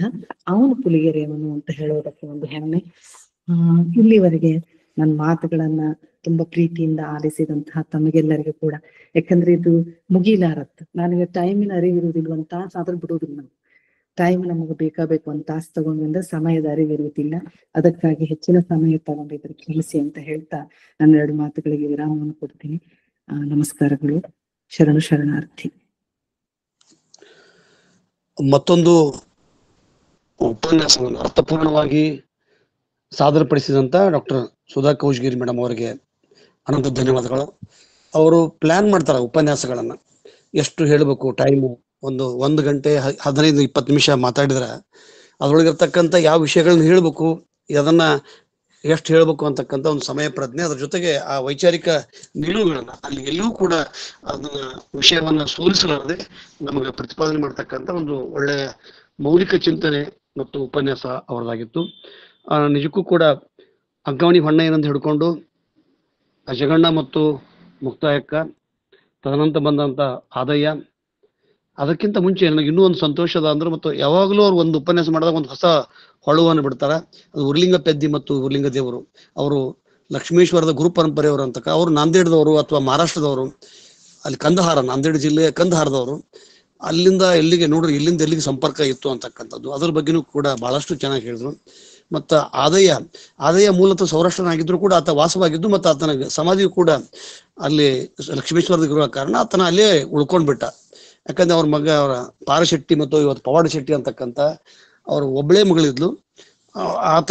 ಆತ ಜೈನ ಸುರವನ್ನ ಬಸತಿಯನ್ನ ಒಂದು ಸೋಮೇಶ್ವರವನ್ನಾಗಿ ಸೌರಾಷ್ಟ್ರ ಸೋಮೇಶ್ವರ ಅಂತಂದು ಸ್ಥಾಪನೆ ಮಾಡ್ತಕ್ಕಂಥದ್ದು. ಗುಡಿಯ ಗರ್ಭದೊಳಗೆ ಬಲಗಡೆ ಒಂದು ಲಿಂಗ ಇದೆ, ಸ್ಥಾವರಲಿಂಗ, ಅಲ್ಲಿಯೇ ಈತನ ಸಮಾಧಿ ಅಂತ ತಿಳ್ಕೊಂಡು ಜನರ ಅಭಿಪ್ರಾಯ. ಆಮೇಲೆ ಅವರ ಬಗ್ಗೆನೂ ಕೂಡ ಬಹಳಷ್ಟು ಆದಯ್ಯ ಅಂತೂ ಬಹಳ ಪ್ರಕಾರವಾಗಿ ಅಲ್ಲಮನ ಸಮಕಾಲೀನ, ಅಲ್ಲಮನ ಅಷ್ಟೇ ವಿಚಾರಗಳನ್ನ, ವೇದದ ಹಿಂದೆ ಹೋಗದಿರು, ಶಾಸ್ತ್ರದ ಹಿಂದೆ ಸುಳಿಯದರು, ಸೌರಾಷ್ಟ್ರವೆಂಬ ಲಿಂಗವ ಕೈಯಲ್ಲಿ ಹಿಡಿದು ಶಬ್ದಕ್ಕೆ ನಾಚಿದಂತೆ ನೋಡ ಅಂತಕ್ಕಂಥದ್ದು.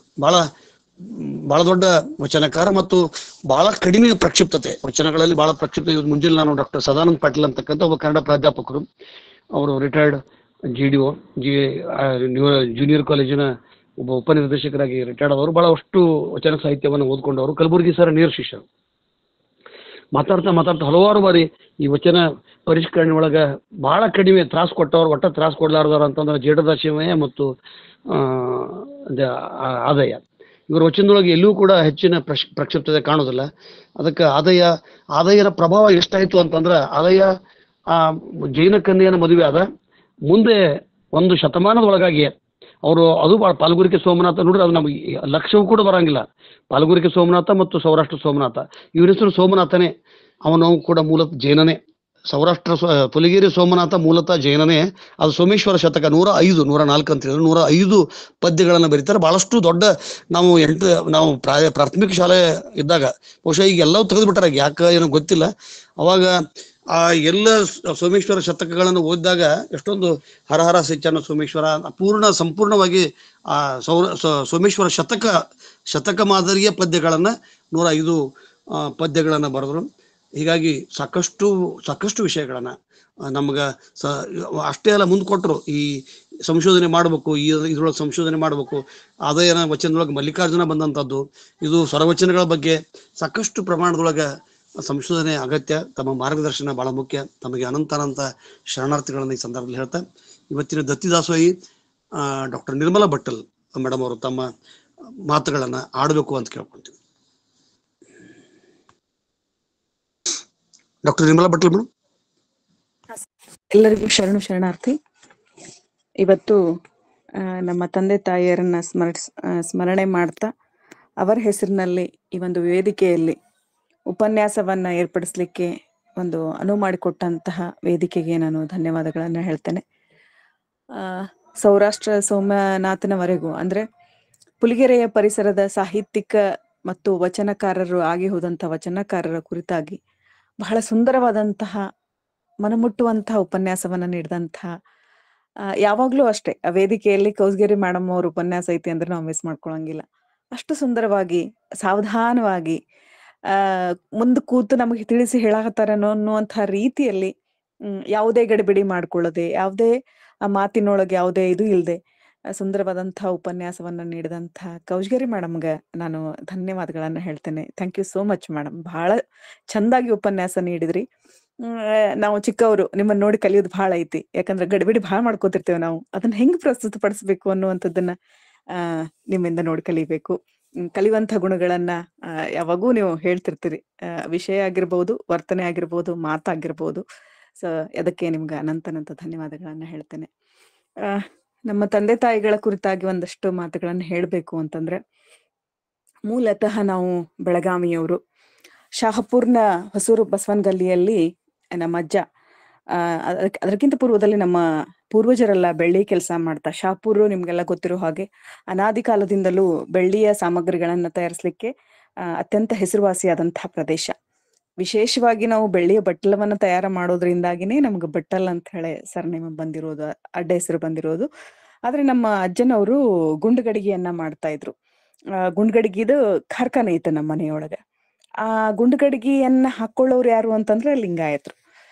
ಹಾಗಾಗಿನೇ ಬಹುಶಃ ನಮ್ಮ ಅಜ್ಜ ಶಹಾಪುರ ಹೊಸೂರು ಬಸವನಗಲ್ಲಿಯಲ್ಲಿ ಇವತ್ತಿಗೂ ಕೂಡ ಬಸವಣ್ಣನ ಒಂದು ದೇವಸ್ಥಾನವನ್ನ ಕಟ್ಟಿ ಆ ಒಂದು ದೇವರಿಗೆ ಕೃತಜ್ಞತೆಯನ್ನು ಸಲ್ಲಿಸಿರುವಂಥದ್ದು. ಯಾಕಂತಂದ್ರೆ ನಾವು ಮಾಡುವಂತಹ ಉತ್ಪಾದನೆಯನ್ನ ತೆಗೆದುಕೊಳ್ಳುವಂತಹ ಬೇಕಲ್ಲ ಪ್ರಾಯೋಜಕರು. ಸೊ ಆ ರೀತಿಯಾದಂತಹ ಒಂದು ಉತ್ಪಾದನೆ ಮಾಡ್ತಾ ಇರುವಂತಹ ಒಂದು ಗುಂಡುಗಡಿಗೆಯ ಕಾರ್ಖಾನೆಗೆ ಮೂಲ ಪ್ರೇರಣೆ ಬಸವಣ್ಣ ಅನ್ನುವಂಥ ಕಾರಣಕ್ಕೆ, ಬಸವಣ್ಣನ ಅಭಿಮಾನ ನಮ್ಮ ಮೇಲೆ ಅಥವಾ ಆಶೀರ್ವಾದ ನಮ್ಮ ಮೇಲೆ ಐತಿ ಅನ್ನೋ ಕಾರಣಕ್ಕೆ ಶಹಾಪುರದಲ್ಲಿ ಬಸವನ ಗುಡಿಯನ್ನು ಕಟ್ಸಿರುವಂಥದ್ದು.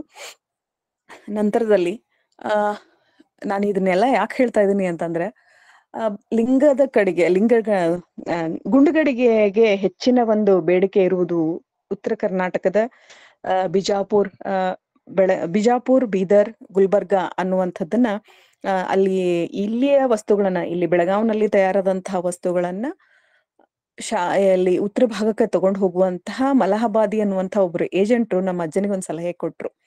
ನಿಮ್ಮ ಗುಂಡುಗಡಿಗೆಗಳು ಹೆಚ್ಚು ಖರ್ಚಾಗುವುದು ಈ ಕಡೆ ಈ 3 ಜಿಲ್ಲೆಗಳಲ್ಲಿ. ಹಾಗಾಗಿ ನೀವು ಗುಲ್ಬರ್ಗಾದಲ್ಲಿ ಅಂದ್ರೆ ಇಂದಿನ ಕಲಬುರ್ಗಿಯೊಳಗ ನೀವು ಕಾರ್ಖಾನೆಯನ್ನು ಸ್ಥಾಪನೆ ಮಾಡ್ರಿ ಅಂತ ಹೇಳಿ ಅವ್ರನ್ನ ಅಲ್ಲಿ ಕರ್ಕೊಂಡು ಹೋದ್ರು. ಆ ಸಂದರ್ಭದಲ್ಲಿ ಇನ್ನೇನು ಕಾರ್ಖಾನೆ ಸ್ಥಾಪನೆ ಮಾಡ್ಬೇಕು ಅಂತ ಹೇಳಿ ನಮ್ಮ ಅಜ್ಜ ಅಂದ್ರೆ ಒಂದು ಬ್ರಾಂಚ್ ಓಪನ್ ಮಾಡ್ಬೇಕು ಅಂತ ಅಲ್ಲಿ ಹೋದ್ರು. ಆ ಒಂದು ಸಂದರ್ಭದಲ್ಲಿ ಹೈದರಾಬಾದ್ ಏಕೀಕರಣ ಸಂದರ್ಭದಲ್ಲಿ ಸಿಕ್ಕಾಕೊಂಡು ರಜಾಕರ ಹಾವಳಿಯೊಳಗ ತುತ್ತಾಗಿ ಸಾಕಷ್ಟು ನಷ್ಟ ಎಲ್ಲ ಅನುಭವಿಸಿ ಕೊನೆಗೆ ಅವ್ರು ಎಲ್ಲಿ ಬಂದ್ರು ಅಂದ್ರೆ ವಿಜಾಪುರಕ್ಕೆ ಬಂದ್ರು. ವಿಜಾಪುರಕ್ಕೆ ಬಂದಾಗ ಅಲ್ಲಿ ಮೂರುಜಾವಿ ಚಿಕ್ಕೇಶ್ವರರದು ಒಂದು ಮಠ ಐತಿ. ನಾನು ಈ ಕಳೆದ ಉಪನ್ಯಾಸದಲ್ಲಿ ಹೇಳ್ಬೇಕಾದಾಗ ಹೇಳಿದೆ, ಮೂರು ಜಾವ ಸೂರ್ಯನ ನಿಲ್ಲಿಸಿದಂಥದ್ದು. ಅದು ಯಾವ ಸಂದರ್ಭ ಅನ್ನೋದು ಮೊನ್ನೆನೆ ಗೊತ್ತಾಯ್ತು ನನಗೆ. ಆ ಸಂದರ್ಭದಲ್ಲಿ ಸೂರ್ಯನನ್ನ ನಿಲ್ಲಿಸಿದಂತಹ ಚಿಕ್ಕೇಶ್ವರರು ನಮ್ಮ ಒಂದು ಸಮುದಾಯಕ್ಕೆ ಸಂಬಂಧಪಟ್ಟಂಥವ್ರು ಅನ್ನೋ ಕಾರಣಕ್ಕೆ ಅವರ ಆಶ್ರಯಕ್ಕೆ ನಮ್ಮ ಅಜ್ಜ ಮತ್ತು ನಮ್ಮ ತಂದೆಯವರು ಚಿಕ್ಕವ್ರು ಅವಾಗ ಅಲ್ಲಿ ಹೋಗಿ ಆಶ್ರಯನ ಪಡ್ಕೊಂಡ್ರು. ನಂತರದಲ್ಲಿ ಅಲ್ಲಿಗೆ ಬಂದಂತಹ ಯಾರೋ ಒಬ್ರು, ಇಲ್ಲ ನೀವು ಬಸವನ ಬಾಗೇವಾಡಿಗೆ ಬರ್ರಿ ಅಂತ ಹೇಳಿ ನಮ್ಮ ತಂದೆಯವ್ರನ್ನ ಕರ್ಕೊಂಡು ಬಸವನ ಬಾಗೇವಾಡಿಗೆ ಹೋದ್ರು. ಸೊ ಹೀಗೆ ಬಸವಣ್ಣನವರ ಕೃಪೆ ನಮ್ಮ ಮೇಲೆ ಹೆಂಗಿದೆ, ಯಾವಾಗಿಂದ ಐತಿ, ಈ ರೀತಿಯಾದಂತಹ ಒಂದು ಕನೆಕ್ಷನ್ಸ್ ಬರ್ಲಿಕ್ಕೆ ಎಲ್ಲರಿಗೂ ಆ ರೀತಿಯಾದಂತಹ ಒಂದು ಕನೆಕ್ಟಿವಿಟಿ ಬರುವುದಿಲ್ಲ. ಸೊ ನನಗ ಮತ್ತು ಬಸವಣ್ಣನಿಗೆ ಅಥವಾ ನಮ್ಮ ಕುಟುಂಬಕ್ಕೆ ಬಸವಣ್ಣನಿಗೆ ಕನೆಕ್ಟಿವಿಟಿ ಬರ್ಲಿಕ್ಕೆ ಏನ್ ಕಾರಣ ಅನ್ನುವಂಥ ಹಿನ್ನೆಲೆ ಒಳಗೆ ಈ ಮಾತನ್ನ ಹೇಳ್ತೇನೆ. ನಮ್ಮ ತಂದೆ ಬಹಳ ಶ್ರಮಜೀವಿ, ಬಹಳ ಕಷ್ಟಪಟ್ಟು ನಮ್ಮನ್ನೆಲ್ಲ ಬೆಳೆಸಿದ್ರು. ಒಂದು ಕಾಲಕ್ಕೆ ಎಲ್ಲವೂ ಇದ್ವು. ಒಂದು ಫ್ಯಾಕ್ಟ್ರಿ ಮಾಲಕ ಆಗಿದ್ದಂತಹ ನಮ್ಮ ತಂದೆ ಎಲ್ಲರನ್ನೂ ಕಳ್ಕೊಂಡು ಒಂದ್ ಅರಿದು ಊರಲ್ಲಿ ನೆಲೆ ನಿಂತು ಬಸವನ ಬಾಗೇವಾಡಿ ಒಳಗ ಮತ್ತೆಲ್ಲವನ್ನ ಸೃಷ್ಟಿಸ್ಕೊಳ್ಳುವುದು. ಆಗಿನ ಕಾಲದಲ್ಲಿ 6 ಮಕ್ಕಳನ್ನ ಸಂಭಾಳಿಸೋದು ಅವ್ರಿಗೆ ಕಷ್ಟದ ಕೆಲಸ ಆಗಿತ್ತು. ಆದ್ರೆ ನ್ಯಾಯ ನಿಷ್ಠೆ ಪ್ರಾಮಾಣಿಕವಾಗಿ ನಾವು ಕುಶಲಕರ್ಮಿಗಳು ಬೇರೆಯವರ ಬಂಗಾರ ಇಟ್ಕೊಂಡು ಕೆಲಸ ಮಾಡಿ ಅಷ್ಟೇ ಪ್ರಮಾಣದಲ್ಲಿ ಪ್ರಾಮಾಣಿಕವಾಗಿ ಬದುಕುವಂತವ್ರು. ಪ್ರಾಮಾಣಿಕ ಬದುಕನ್ನ ನಮ್ಮ ತಂದೆ ಬದುಕಿದ್ರು. ನಮ್ಗೆಲ್ಲ ಒಳ್ಳೆ ಶಿಕ್ಷಣ, ಧೈರ್ಯ, ಸಾಹಸ ಇದನ್ನೇ ನಮಗೆ ಕೊಡುಗೆಯಾಗಿ ಕೊಟ್ರು. ನಮ್ಮ ಆಸ್ತಿ ಗಿಸ್ತಿ ಕೊಡೋಕ್ಕಿಂತ ಹೆಚ್ಚಾಗಿ ನಾವು ಪ್ರಾಮಾಣಿಕವಾಗಿರ್ಬೇಕು, ಕಂಡದನ್ನ ಕಂಡಾಗೆ ಹೇಳ್ಬೇಕು, ಯಾರಿಗೂ ಬಗ್ಬಾರ್ದು, ಯಾರಿಗೂ ಅಂಜಬಾರ್ದು, ಅಂದ್ರೆ ನಾವು ಬಹಳ ದೃಢವಾಗಿರ್ಬೇಕು ಅನ್ನುವಂತಹ ಒಂದು ಧೈರ್ಯದ ಈ ಕ್ವಾಲಿಟೀಸ್ ಗಳನ್ನ ನಮ್ಮಪ್ಪ ನಮ್ಗೆ ಆಸ್ತಿಯಾಗಿ ಕೊಟ್ರು. ಇನ್ನು ನಮ್ಮ ತಾಯಿ ಬಗ್ಗೆ ಹೇಳಬೇಕು ಅಂತಂದ್ರೆ ಅವಳಿಗೂ ಬಸವಣ್ಣನಿಗೂ ಕೂಡ ಬಹಳ ಅವಿನಾಭಾವ ಸಂಬಂಧ. ನಮ್ಮ ತಾಯಿ ಭೀಮಾ ತೀರದ ಇಂಡಿ ತಾಲೂಕಿನ ಭೀಮಾ ತೀರದ ಅಗರ್ಕೇಡ್ದವಳು. ಅದು ಕೂಡ ಶರಣರ ಪ್ರಭಾವಕ್ಕೊಳಪಟ್ಟಂಥದ್ದು. ನಮ್ಮ ಮನೆಯಲ್ಲಿ ಅಂದ್ರೆ ನಮ್ಮ ತಾಯಿಯ ಮನೆ ಕುಂದನಗಾರರ ವಂಶ. ಬಂಗಾರವನ್ನ ಕರಗಿಸಿ ಕುಂದನದ ರೀತಿಯಲ್ಲಿ ಮಾಡಿ ಆಭರಣ ಮಾಡಿಕೊಡುವಂಥವ್ರು. ಅವ್ರ ಮನೆಯೊಳಗಿನ ಎಲ್ಲಾ ಹೆಸರು ಕೂಡ ಬಸವಣ್ಣ, ವಿರೂಪಾಕ್ಷಿ, ಕಲ್ಲಪ್ಪ ಈ ತರದ ಜನರ ಹೆಸರುಗಳೇ ನಮ್ಮ ತಾಯಿ ಮನೆಯೊಳಗೂ ಬರ್ತದ. ಬಹಳ ಚಿಕ್ಕ ವಯಸ್ಸಿನಲ್ಲಿಯೇ ತಂದೆ ತಾಯಿಗಳನ್ನ ಕಳ್ಕೊಂಡು ನಮ್ಮ ತಾಯಿ ಸೋದರತ್ತೆಯವರ ಮನೆಯಲ್ಲಿ ಬೆಳಿಬೇಕಾಯ್ತು. ನನಗೊಬ್ಬ ಸೋದರ ಮಾವ, ಸೋದರ ಅಮ್ಮ ಇಬ್ರೇ. ಚಿಕ್ಕ ವಯಸ್ಸಿನಲ್ಲಿ ತಂದೆ ತಾಯಿಗಳನ್ನ ಕಳ್ಕೊಂಡ್ರು. ನಮ್ಮ ಅಜ್ಜ ಅಂದ್ರೆ ನಮ್ಮ ತಾಯಿಯ ತಂದೆ ಒಳ್ಳೆ ಪೇಂಟಿಂಗ್ ಮಾಡೋರಾಗಿದ್ರು. ಅವರು ಆಗಿನ ಕಾಲದಲ್ಲಿ ಹುಲಿದ ಚಿತ್ರ ಬರೆದು ಮನೆಯೊಳಗೆ ಇಟ್ಟಿದ್ರಂತ. ಅಲ್ಲಿ ಓಣಿ ಒಳಗೆ ಹೋಗುವಂತ ಹೆಣ್ಮಕ್ಳು ಅಯ್ಯೋ ಹುಲಿ ಬಂದತಿ ಅಂತ ಹೇಳಿ ಅಂಜಿ ಹೋಗುವಷ್ಟರ ಮಟ್ಟಿಗೆ ಅಷ್ಟು ಉತ್ತಮ ಚಿತ್ರಕಾರರಾಗಿ ಅವರಿದ್ರು. ಸೊ ಅವರು ಕೂಡ ಬೆಳ್ಳಿಯ ಆಭರಣಗಳನ್ನ, ಬೆಳ್ಳಿಯ ಗಿಡ ಅಂದ್ರೆ ಫ್ಲವರ್ ಪಾಟ್ ಗಳನ್ನೆಲ್ಲ ಮಾಡ್ತಿದ್ರಂತ. ಬೆಳ್ಳಿ ಮತ್ತು ಬಂಗಾರದ ಆಭರಣವನ್ನ ವಸ್ತುಗಳನ್ನ ಮಾಡುವಂಥವ್ರು. ಅಂಥವ್ರ ಮಗಳು. ಅದ್ರ ಚಿಕ್ಕ ವಯಸ್ಸಿನಲ್ಲಿಯೇ ತಂದೆ ತಾಯಿಗಳನ್ನ ಕಳ್ಕೊಂಡು ಬಹಳಷ್ಟು ಕಷ್ಟಪಟ್ಟ ನಮ್ಮವ್ವ ಬಂದ್ಲು. ಅವನಿಂದ ಕಲ್ತದ್ದೇನು ಅಂತಂದ್ರ ಅವ್ವ ನಮ್ಗೇನು ಕಲಿಸ್ಲಿಲ್ಲ. ಆಕಿ ಜೀವನದಾಗ ನೋಡಿನೇ ನಾವು ಬಹಳ ಎಲ್ಲ ಕಲ್ತದ್ದು. ಅವ್ರಿಗೆ ಸರ್ನೇಮ್ ಕೊಡೇಕಲ್ ಅಂತ. ಕಲ್ಯಾಣದ ಕೊಡೆಯ ಕಲ್ಯಾಣ ಅನ್ನುವಂಥದ್ದನ್ನ ಏನ್ ಹೇಳ್ತೇವಲ್ಲ, ಅವರು ಬಸವಣ್ಣನ ಕೊಡೇಕಲ್ಲ ಬಸವಣ್ಣನ ಆರಾಧಕರು. ಅವ್ರ ಸರ್ನೇಮನೆ ಕೊಡೇಕಲ್ ಅಂತ. ಅಷ್ಟು ಫಾಲೋವರ್ಸ್ ಅವರು. ಕೊಡೇಕಲ್ ಪತ್ತಾರ್ ಅಂತಾನೆ ಅವ್ರ ಸರ್ನೇಮ. ಕೊಡೇಕಲ್ ಬಸವಣ್ಣನ ಭಕ್ತಳು. ಇವತ್ತಿಗೂ ಅವ್ರ ತವ್ರ ಮನೆಯಲ್ಲಿ ಮತ್ತೆ ಮಜಾರ್ ಮಾಡೋದು, ಬಸವಣ್ಣನ ಫಾಲೋ ಮಾಡೋದು, ವಚನಗಳನ್ನ ಹೇಳೋದು, ಅವ್ರ ಪುರಾಣ ಓದೋದು, ಇಂಥವೆಲ್ಲ ಸಂಪ್ರದಾಯಗಳು, ವಿಶೇಷವಾದಂತ ಭಿನ್ನವಾದಂತ ಸಂಪ್ರದಾಯಗಳನ್ನ ನಮ್ಮ ತಾಯಿ ತವ್ರ ಮನೆಯಲ್ಲಿ ನೋಡ್ತೇವೆ. ಇಬ್ರು ಕೂಡ ನಮ್ಮ ತಂದೆ ತಾಯಿ ಬಹಳ ಕಷ್ಟಪಟ್ಕೊಂಡು ನಮ್ಮನ್ನ ಮುಕ್ತವಾಗಿ ಬೆಳೆಸಿದ್ರು. ಯಾವುದೇ ರಿಸ್ಟ್ರಿಕ್ಷನ್ಸ್ ಹಾಕ್ಲಿಲ್ಲ. ಈ ನಮ್ಮ ಸಂಪ್ರದಾಯಕ್ಕೆ ಸಂಬಂಧಪಟ್ಟಂತಹ ಒಂದಷ್ಟು ಏನು ರಿಸ್ಟ್ರಿಕ್ಷನ್ಸ್ ಇರ್ತಾವಲ್ಲ, ಜಾತಿ ಸಂಬಂಧಪಟ್ಟಂತದ್ದು, ಅದನ್ನ ಯಾವುದೂ ಹಾಕ್ತೆ ಮುಕ್ತವಾಗಿ ಬೆಳಿಲಿಕ್ಕೆ ಅವಕಾಶ ಮಾಡಿಕೊಟ್ರು. ನಮ್ಮ ತಾಯಿ ಬಸವನ ಬಾಗೇವಾಡಿಲಿದ್ದಾಗ ಎಲ್ಲಾ ಬಸವಣ್ಣನ ಕೃಪೆನೆ ಅಂತ ಹೇಳ್ತಿದ್ಲು. ಬಸವಣ್ಣಗ್ ಹೋಗಿ ಗುಡಿಗೆ ಹೋಗಿ ನಮಸ್ಕಾರ ಮಾಡಿ ಬಂದ್ಮೇಲೆನೆ ಅವಳು ಊಟ ಮಾಡ್ತಿದ್ಲು, ಅಥವಾ ಮುಂಜಾನೆಯಿಂದ ಅವಳ ಜೀವನ ಪ್ರಾರಂಭ ಆಗುವಂಥದ್ದು. ಈ ರೀತಿ ಒಳ್ಳೆ ಬಸವಣ್ಣನ ಭಕ್ತಳು ಅವಳು. ಕುಂತ್ರು ಬಸವ, ನಿಂತ್ರು ಬಸವ ಅಂತ ಬಸವ ಅಂತ ಹೇಳುವಂಥವಳು. ಇಂಥ ತಂದೆ ತಾಯಿಗಳು, ಶ್ರಮಜೀವಿಗಳು, ಇವರ ಹೊಟ್ಟೆಯೊಳಗೆ ಹುಟ್ಟಿದೆ ನಮ್ ಪುಣ್ಯ. ಬಹಳಷ್ಟು ನಮಗ್ ಕೊಟ್ಟಾರ. ನಾವೇನೋ ಅವ್ರಿಗೆ ಕೊಡಕ್ ಆಗ್ಲಿಲ್ಲ. ಎಲ್ಲಾ ತಂದೆ ತಾಯಿಗಳಿಗೆ ಮಕ್ಳು ಬಹುಶಃ ಕೊಡಕ್ ಆಗೋದೇ ಇಲ್ಲೇನೋ ಅನ್ನಿಸ್ತದ. ನನಗ ಅವ್ರನ್ನ ಅರ್ಥ ಮಾಡ್ಕೊಳ್ಳಿ, ಏನ್ ಮಾಡ್ಯಾರ ಬಿಡಿ ಇವ್ರು ಅಂತ ಹೇಳಿ ಇಷ್ಟೇ ಅನ್ಕೊಂತಿದ್ದೆ. ನನಗ ಅವ್ರನ್ನ ಅರ್ಥ ಮಾಡ್ಕೊಳ್ಳೋದು ಬಹಳ ಲೇಟ್ ಆಯ್ತು. ಯಾವುದೋ ಒಂದು ಕಾರಣಕ್ಕೆ ನಾನು ತುಷಾರ್ದವರು ತುಷಾರ್ ಬರಹಗಾರರಿಗೆ ಒಂದು ವರ್ಕ್ಶಾಪ್ ಮಾಡಿದ್ರು. ಆ ಸಂದರ್ಭದಲ್ಲಿ ನಿಮ್ಮ ಅಜ್ಜಿಯನ್ನ ನೆನೆಸ್ಕೊಡ್ರಿ ಅಂತ ಹೇಳಿದಾಗ ಅಜ್ಜಿಯ ಕುರಿತಾಗಿ ನಾನು ನನ್ನ ಫ್ಯಾಮಿಲಿ ಹಿಸ್ಟ್ರಿ ನೋಡಿದಾಗ ಎಷ್ಟು ಕಷ್ಟಪಂದ ಅಪ್ಪಂದ ಎಷ್ಟು ಕಷ್ಟದ ಜೀವನ ಅಂತ ನನಗ ಅರ್ಥ ಆಯ್ತು. ಇದ್ರಲ್ಲಿ ಕರೋನಾ ಸಂದರ್ಭದಲ್ಲಿ ಗೃಹಭಂಗ ಓದಿದಾಗ ನಮ್ ತಾಯಿ ಜೀವನ ಎಷ್ಟು ಕಷ್ಟದ್ದು ಅನ್ನುವಂಥದ್ದು ಅರ್ಥ ಆಯ್ತು. ಇಬ್ರು ಇಷ್ಟು ಕಷ್ಟಪಟ್ಕೊಂಡು ಒಂದ್ ಊರಿನಲ್ಲಿ ನೆಲೆ ನಿಲ್ಲುವುದು, ಸಮಾಜವನ್ನ ಎದುರಿಸುವುದು, ಅಥವಾ ಸಮಾಜದ ಜೊತೆ ಸಾಗೋದು. ಯಾಕಂದ್ರೆ ನಮ್ಗ ಕಮ್ಯುನಿಟಿ ಒಳಗ ಎಲ್ಲರ ಜೊತೆಗೆ ನಾವು ಬದುಕಬೇಕು. ವಿಶ್ವಕರ್ಮರು ಅಂತಂದಾಗ, ಪತ್ತಾರು ಅಂತಂದಾಗ ನಮಗ ಜನಾಂಗದವ್ರು ಕಡಿಮೆ ಇರ್ತಾರ. ಎಲ್ರೂ ಬೇಕು ನಮಗ. ಕೇರಿಯವರು ಬೇಕು, ಊರ್ನವರು ಬೇಕು. ಎಲ್ಲರ ಜೊತೆ ಸಹಜೀವನ ಮಾಡ್ತಾ ನಮ್ಮನ್ನೆಲ್ಲ ಬೆಳೆಸಿದಂತ ನಮ್ಮ ತಂದೆ ತಾಯಿಗಳ ಅವ್ರನ್ನ ಅರ್ಥ ಮಾಡ್ಕೊಂಡು ಅವ್ರ ಬಗ್ಗೆ ಏನಾದ್ರು ಹೇಳ್ಬೇಕನ್ನೋಷ್ಟೊತ್ತಿಗೆನೆ ಅವರು ನಮ್ಮಿಂದ ದೂರ ಆದ್ರು. ನಾನು 6ನೇ ಮಗಳು. ಬಹುಶಃ ಬಹಳ ಪ್ರೀತಿಯಿಂದ ಬೆಳೆಸಿದ್ರು, ನನಗೆ ಯಾವ ಕಷ್ಟಗಳು ಗೊತ್ತಿರ್ಲಿಲ್ಲ. ಆದ್ರೆ ಅವ್ರು ಎಷ್ಟು ಕಷ್ಟಪಟ್ಟಾರ ಅಂತ ನಾನು ಅರ್ಥ ಮಾಡ್ಕೋ ಅಷ್ಟೊತ್ತಿಗೆ ಅವರು ನಮ್ಮಿಂದ ದೂರ ಆದ್ರು. ಸೊ ಈ ಒಂದು ವೇದಿಕೆಯ ಮೂಲಕ ಅವ್ರನ್ನ ನೆನೆಸ್ಕೊಳ್ಳಿಕ್ ಒಂದು ಅವಕಾಶವನ್ನ ಕಲ್ಪಿಸ್ಕೊಟ್ಟಿದ್ದಕ್ಕಾಗಿ ನಾನು ಅಕ್ಕನ ಅರಿವು ವೇದಿಕೆಗೆ ಯಾವಾಗೂ ಋಣಿಯಾಗಿರ್ತೇನೆ. ಈ ಒಂದು ಯಾಕೆ ಈ ವೇದಿಕೆಗೆ ನಾನು ದತ್ತಿ ಕೊಟ್ಟೆ ಅಂತಂದ್ರೆ, ಅಪ್ಪ ನಮ್ಮ ಮೇಲೆ ಬಸವಣ್ಣನ ಋಣ ಐತಿ ಅನ್ನುವಂಥದ್ದು, ಜೊತೆಗೆ ಬಸವಣ್ಣನ ಆಶೀರ್ವಾದ ಕೂಡ ನಮ್ಮ ಮೇಲೆ ಐತಿ. ನಾವು ಬಸವಣ್ಣನ ಜೊತೆಗೆ ಬಹಳ ಒಡನಾಟ ಹೊಂದೇವೆ. ಮತ್ತೆ ನನಗ್ ಬಹಳ ಹೆಮ್ಮೆ ಅನಿಸ್ತದ, ನಾ ಆ ಭೂಮಿಯೊಳಗೆ ಹುಟ್ಟು ಬಂದೀನಿ. ಮತ್ತೆ ಆ ಭೂಮಿ ಬರೀ ಹುಟ್ಟು ಬಂದದ್ದಷ್ಟೇ ಅಲ್ಲ, ಅದಕ್ಕೆ ನನಗೆ ಹಿನ್ನೆಲೆಯಾಗಿ ಐತಿಹಾಸಿಕ ಹಿನ್ನೆಲೆ ಒಳಗೂ ನನಗ ನಮ್ಮ ಫ್ಯಾಮಿಲಿ ಹಿಸ್ಟ್ರಿಗೆ ಬಸವಣ್ಣಂದ ಎಷ್ಟ ಅವಿನಾಭಾವ ಸಂಬಂಧ ಐತಿ ಅಂದಾಗ ಇವತ್ತಿಗೂ ಶಾಪುರ್ ಒಳಗ ನಮ್ಮ ಅಜ್ಜನ ಹೆಸರ್ಲೆ ಅಲ್ಲಿ ಗುಡಿ ಇದ್ದದ್ದು ನೋಡಿದ್ರೆ ನಂಗೆ ಬಹಳ ಖುಷಿ ಅನಿಸ್ತದ. ಅಲ್ಲಿ ಕಟ್ಸಿದ ಗುಡಿ ಎತ್ತಿನ ಏನು ಎರಡು ಕೋಡು 4 ಕಾಲಿನ ಬಸವಣ್ಣನೇ ಆಗಿರ್ಬೋದು. ಬಟ್ ಆ ಧರ್ಮದ ಒಂದು ಜಾಗೃತಿಗಾಗಿ ಲಿಂಗದ ಗಡಿಗೆಯನ್ನೇನ್ ಹಾಕೊಳ್ತಾ ಇದ್ರಲ್ಲ ಎಲ್ಲ ಲಿಂಗಾಯತರು, ಅದನ್ನ ಮಾಡುವಂಥದ್ದು ಬಹುಶಃ ಅವ್ರಿಗೆ ಆ ಕಲ್ಪನೆ ಇತ್ತಿಲ್ಲ. ಈ ಬಸವಣ್ಣ ಆ ಬಸವಣ್ಣ ಅಂತ ವ್ಯತ್ಯಾಸ ಇಲ್ಲ, ಆ ಕಲ್ಪನೆ ಅವ್ರಿಗೆ ಇತ್ತು ಇಲ್ಲ ಗೊತ್ತಿಲ್ಲ. ಅದನ್ನ ಮಾಡುವಂತ ಒಂದು ಸೌಭಾಗ್ಯ ನಮ್ಮ ಕುಟುಂಬದವ್ರಿಗೆ ಇತ್ತು ಅನ್ನುವಂಥದ್ದು ಇವತ್ತಿಗೂ ನಮ್ಮ ಮನೆಯೊಳಗ ಗುಂಡ್ಗಡಿಗೆಯನ್ನ, ಬಟ್ಲನ್ನ, ಆಮೇಲೆ ಇಲ್ಲಿ ನಮ್ಮ ಶಾಪುರ್ ಒಳಗಡೆ ನಮ್ಮ ಸಹೋದರರು ಮಾಡ್ತಾರ. ಎಲ್ಲಾ ಆಭರಣ, ಆರತಿ ಇದೆಲ್ಲವನ್ನೂ ಮಾಡ್ತೇವೆ. ಅದಕ್ಕ ಜೊತೆಗೆ ಬಸವನ ಬಾಗೇವಾಡಿ ಅಂತ ನಾಮಕರಣ ಆದ್ಮೇಲೆ ಆ ಬಸವನ ಬಾಗೇವಾಡಿ ಬಸವಣ್ಣನ ತೊಟ್ಲ ಕೂಡ ಮಾಡಕ್ ನಮ್ಮಂತನಕ್ಕೆ ಬಂದಿದ್ದು.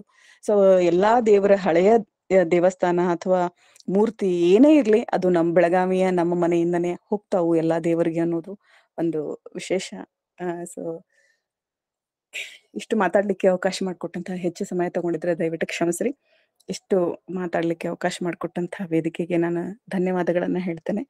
ಸೊ ನಮ್ಮ ತಂದೆ ತಾಯಿಯ ಋಣ ಬಹುಶಃ ಯಾರಿಗೂ ಕೂಡ, ತಂದೆ ತಾಯಿಯನ್ನ ಇದ್ದವ್ರು ಸದ್ಯ ನಿಮ್ ಜೊತೆ ತಂದೆ ತಾಯಿ ಅದಾರ ಅಂತಂದ್ರೆ ಒಂದ್ ಸ್ವಲ್ಪ ಆದ್ರೂ ಅವ್ರ ಬಗ್ಗೆ ಪ್ರೀತಿ, ಅವ್ರ ಬಗ್ಗೆ ಕಾಳಜಿ ಇರ್ಲಿ, ಅದನ್ನ ಮಾಡ್ರಿ ಅನ್ನುವಂಥದ್ದನ್ನ ಹೇಳ್ತೇನೆ. ಯಾಕಂದ್ರೆ ಅವ್ರು ನಮ್ಮಿಂದ ಹೋದ್ಮೇಲೆ ನಮ್ಗ ಅವ್ರನ್ನ ಏನೂ ಮಾಡ್ಲಿಕ್ಕೆ ಸಾಧ್ಯ ಇಲ್ಲ. ಆದ್ರೆ ಇದ್ದಾಗ ಪ್ರೀತಿ ಕೊಡ್ಲಿಕ್ಕೆ ಪ್ರಯತ್ನ ಮಾಡೋಣ, ಹೆಚ್ಚು ಅವ್ರನ್ನ ಗೌರವಿಸೋಣ ಅಂತ ಹೇಳ್ತೇನೆ. ಯಾಕಂದ್ರೆ ನನಗೆ ಡಿಸ್ಟೆನ್ಸ್ ಬಹಳ ಆಯ್ತು ನಮ್ಮ ತಂದೆ ತಾಯಿಗಳಿಗೆ. ನನಗೆ ಅವ್ರನ್ನ ಅರ್ಥ ಮಾಡ್ಕೊಳ್ಳೋಷ್ಟೊತ್ತಿಗೆ ಕಾಲ ಮಿಂಚೋಯ್ತು ಅಂತ ಹೇಳ್ತಿದ್ದೇನಲ್ಲ, ಹಂಗೆ ಕಾಲ ಯಾರ್ಯಾರಿಗೆ ತಂದೆ ತಾಯಿ ಸದ್ಯ ನಿಮ್ ಜೊತೆ ಇದಾರಲ್ಲ ಅವ್ರ ಜೀವನದ ಒಂದು ಹಿನ್ನೋಟಕ್ಕೆ ನೀವು ಹೋಗಿ ಬರ್ರಿ. ನೀವೇನೋ ಅರ್ಥ ಮಾಡ್ಕೊಳ್ಳೋದ್ ಬೇಡ, ಅಷ್ಟ ಅರ್ಥ ಮಾಡ್ಕೊಂಡ್ರಿ ಅಂದ್ರೆ ನೀವು ಅವ್ರನ್ನ ಇನ್ ಮುಂದೆ ಚೆನ್ನಾಗಿ ನೋಡ್ಕೋತೀರಿ ಅನ್ನುವಂಥದ್ದನ್ನ ಹೇಳ್ತಾ ಮಾತುಗಳನ್ನ ಮುಗಿಸ್ತೇನೆ. ಧನ್ಯವಾದಗಳು. ಅತ್ಯಂತ ಭಾವುಕವಾಗಿ ತಮ್ಮ ಅಂತರಾಳದ ನುಡಿಗಳನ್ನು ಹೇಳ್ತಾ, ತಂದೆ ತಾಯಿಗಳ ಪ್ರೀತಿ ಜಗತ್ತಿಗೆ ತಂದೆ ತಾಯಿಗಳ ಪ್ರೀತಿಯನ್ನು ಕೊಡ್ಲಿಕ್ಕೆ ತಂದೆ ತಾಯಿಗಳಿಂದ ಬಿಟ್ಟು ಮತ್ತೆ ಬೇರೆಯವ್ರಿಗೆ ಆಗೋದಿಲ್ಲ. ಅವ್ರು ಹೇಳಿದ್ರು, ನಾನು ತಂದೆ ತಾಯಿಗಳಿಗೆ ಅರಿತುಕೊಂಡು ಅವರಿಗೆ ನಾವು ಪರಿಚಯ ಮಾಡಬೇಕು ಅಂತಕ್ಕಂಥ ಸಂದರ್ಭದೊಳಗೆ ಅವರು ಇಲ್ಲವಾದರು. ಅದಕ್ಕೆ ತಂದೆ ತಾಯಿಗಳಿದ್ದವರು ತಮ್ಮ ತಂದೆ ತಾಯಿಗಳನ್ನ ನೋಡ್ಕೊಡ್ರಿ ಅಂತ ಹೇಳ್ಕೊಳ್ತಕ್ಕಂಥ ಒಂದು ಒಳ್ಳೆಯ ಸಂದೇಶವನ್ನು ಹೇಳಿದರು. ಅವರಿಗೆ ಮತ್ತೊಮ್ಮೆ ಭಕ್ತಿಪೂರ್ವಕ ಶರಣಾರ್ಥಿಗಳು. ಈಗ ಡಾಕ್ಟರ್ ಕಸ್ತೂರಿ ದಳವಾಯಿ ಮೇಡಮ್ ಹ್ಯಾಂಡ್ ರೈಸ್ ಮಾಡಿದ್ದಾರೆ, ಮಾತಾಡಿ ಮೇಡಮ್.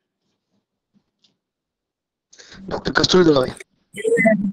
ಎಲ್ಲ ಶರಣ ಬಂಧುಗಳಿಗೆ ಶರಣಾರ್ಥಿ. ಮೇಡಮ್ ಅವರು ಪುಲಿಗೇರಿ ಸಾಹಿತ್ಯ, ಪರಿಸರ ಸಾಹಿತ್ಯದ ಬಗ್ಗೆ ತುಂಬಾ ಚೆನ್ನಾಗಿ ಮಾತಾಡಿದ್ರು. ನಂದು ಒಂದ್ ಪ್ರಶ್ನೆ ಏನಂತಂದ್ರೆ, ಅಜಗಣ್ಣ ಎಲ್ರು ಅಲ್ಲಿ ಲಕ್ಕುಂಡಿ ಒಳಗ ಲಿಂಗ ಕೊಡು ಅಂತ ಕೇಳಿದಾಗ ಅಲ್ಲಿ ಇಡಕ್ ಆಗುದಿಲ್ಲ, ಇದ್ನ ಯಾರ ಕೈಯಾಗ ಕೊಡಕ್ ಆಗುದಿಲ್ಲ, ನುಂಗ್ ಬಿಟ್ಟ. ಅವಾಗ ಅವನು ಪ್ರಾಣ ಹೋಯ್ತು ಅಂತ ಹೇಳಂದ್ರು. ಮೇಡಮ್ ಅವರು ಸಿಡಿ ಬಡಿದು ಹೋಯ್ತು ಅಂದ್ರು. ಅದು ಸ್ವಲ್ಪ ನನ್ಗೆ ಕನ್ಫ್ಯೂಸ್ ಆಯ್ತು. ಮೇಡಮ್ ಅವರು ಅಥವಾ ಸರ್ ಯಾರಾದ್ರೂ ಹೇಳಿದ್ರೆ ಸಾಕಷ್ಟು.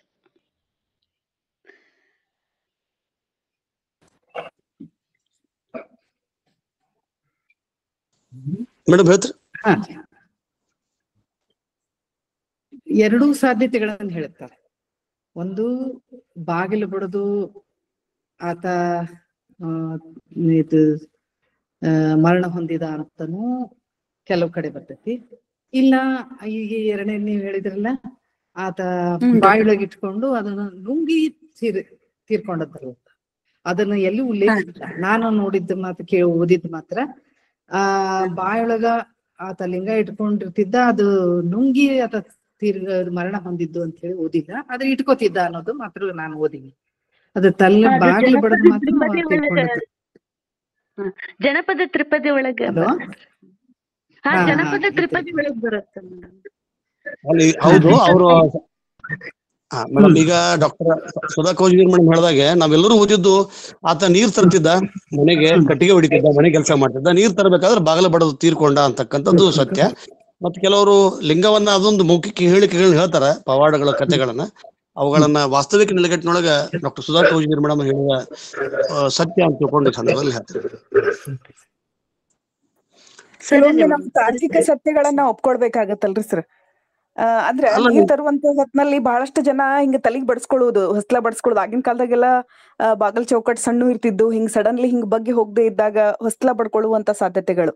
ಅಂದ್ರೆ ತಾರ್ಕಿಕ ಸತ್ಯಗಳನ್ನ, ತಾರ್ಕಿಕ ಊಹೆಗಳನ್ನ ಸತ್ಯ ಅಂತ ಒಪ್ಕೊಳ್ಳೋದಾದ್ರೆ ಮೇಡಮ್ ಹೇಳ್ದಂಗೆ ಅವ್ರಿಗೆ ತಲೆಗೆ ಬಡದನೆ, ಅಂದ್ರೆ ಅಷ್ಟು ಪೆಟ್ ಹತ್ತಿದಾಗನೆ ಜೀವ ಹೋಗುವಂತದ್ದು, ಲಿಂಗ ನುಂಗಿರ್ಲಿಕ್ಕಿಲ್ಲ ಅನ್ನುವಂಥದ್ದು ಹಿಂಗೆ ನನ್ನ ಅಭಿಪ್ರಾಯ ಅಂತ ನಾನು ತಮ್ಮ ವಿಚಾರವೂ ಕೂಡ ಅದೇ ಇದೆ. ನಾನು ಕೂಡ ಅದೇ ಹೇಳಿದೆ, ತಾರ್ಕಿಕ ಚಿಂತನೆ ಮತ್ತು ವಾಸ್ತವಿಕ ನೆಲೆಗಟ್ಟಿನ ನೋಡಿದಾಗ ಬಾಗಿಲು ಚೌಕಟ್ಟು ಬಡದು ಆತ ತೀರ್ಕೊಂಡ ಅಂತಕ್ಕಂಥದ್ದನ್ನ ಬಹಳ ಜನ ಹೇಳ್ತಾರೆ.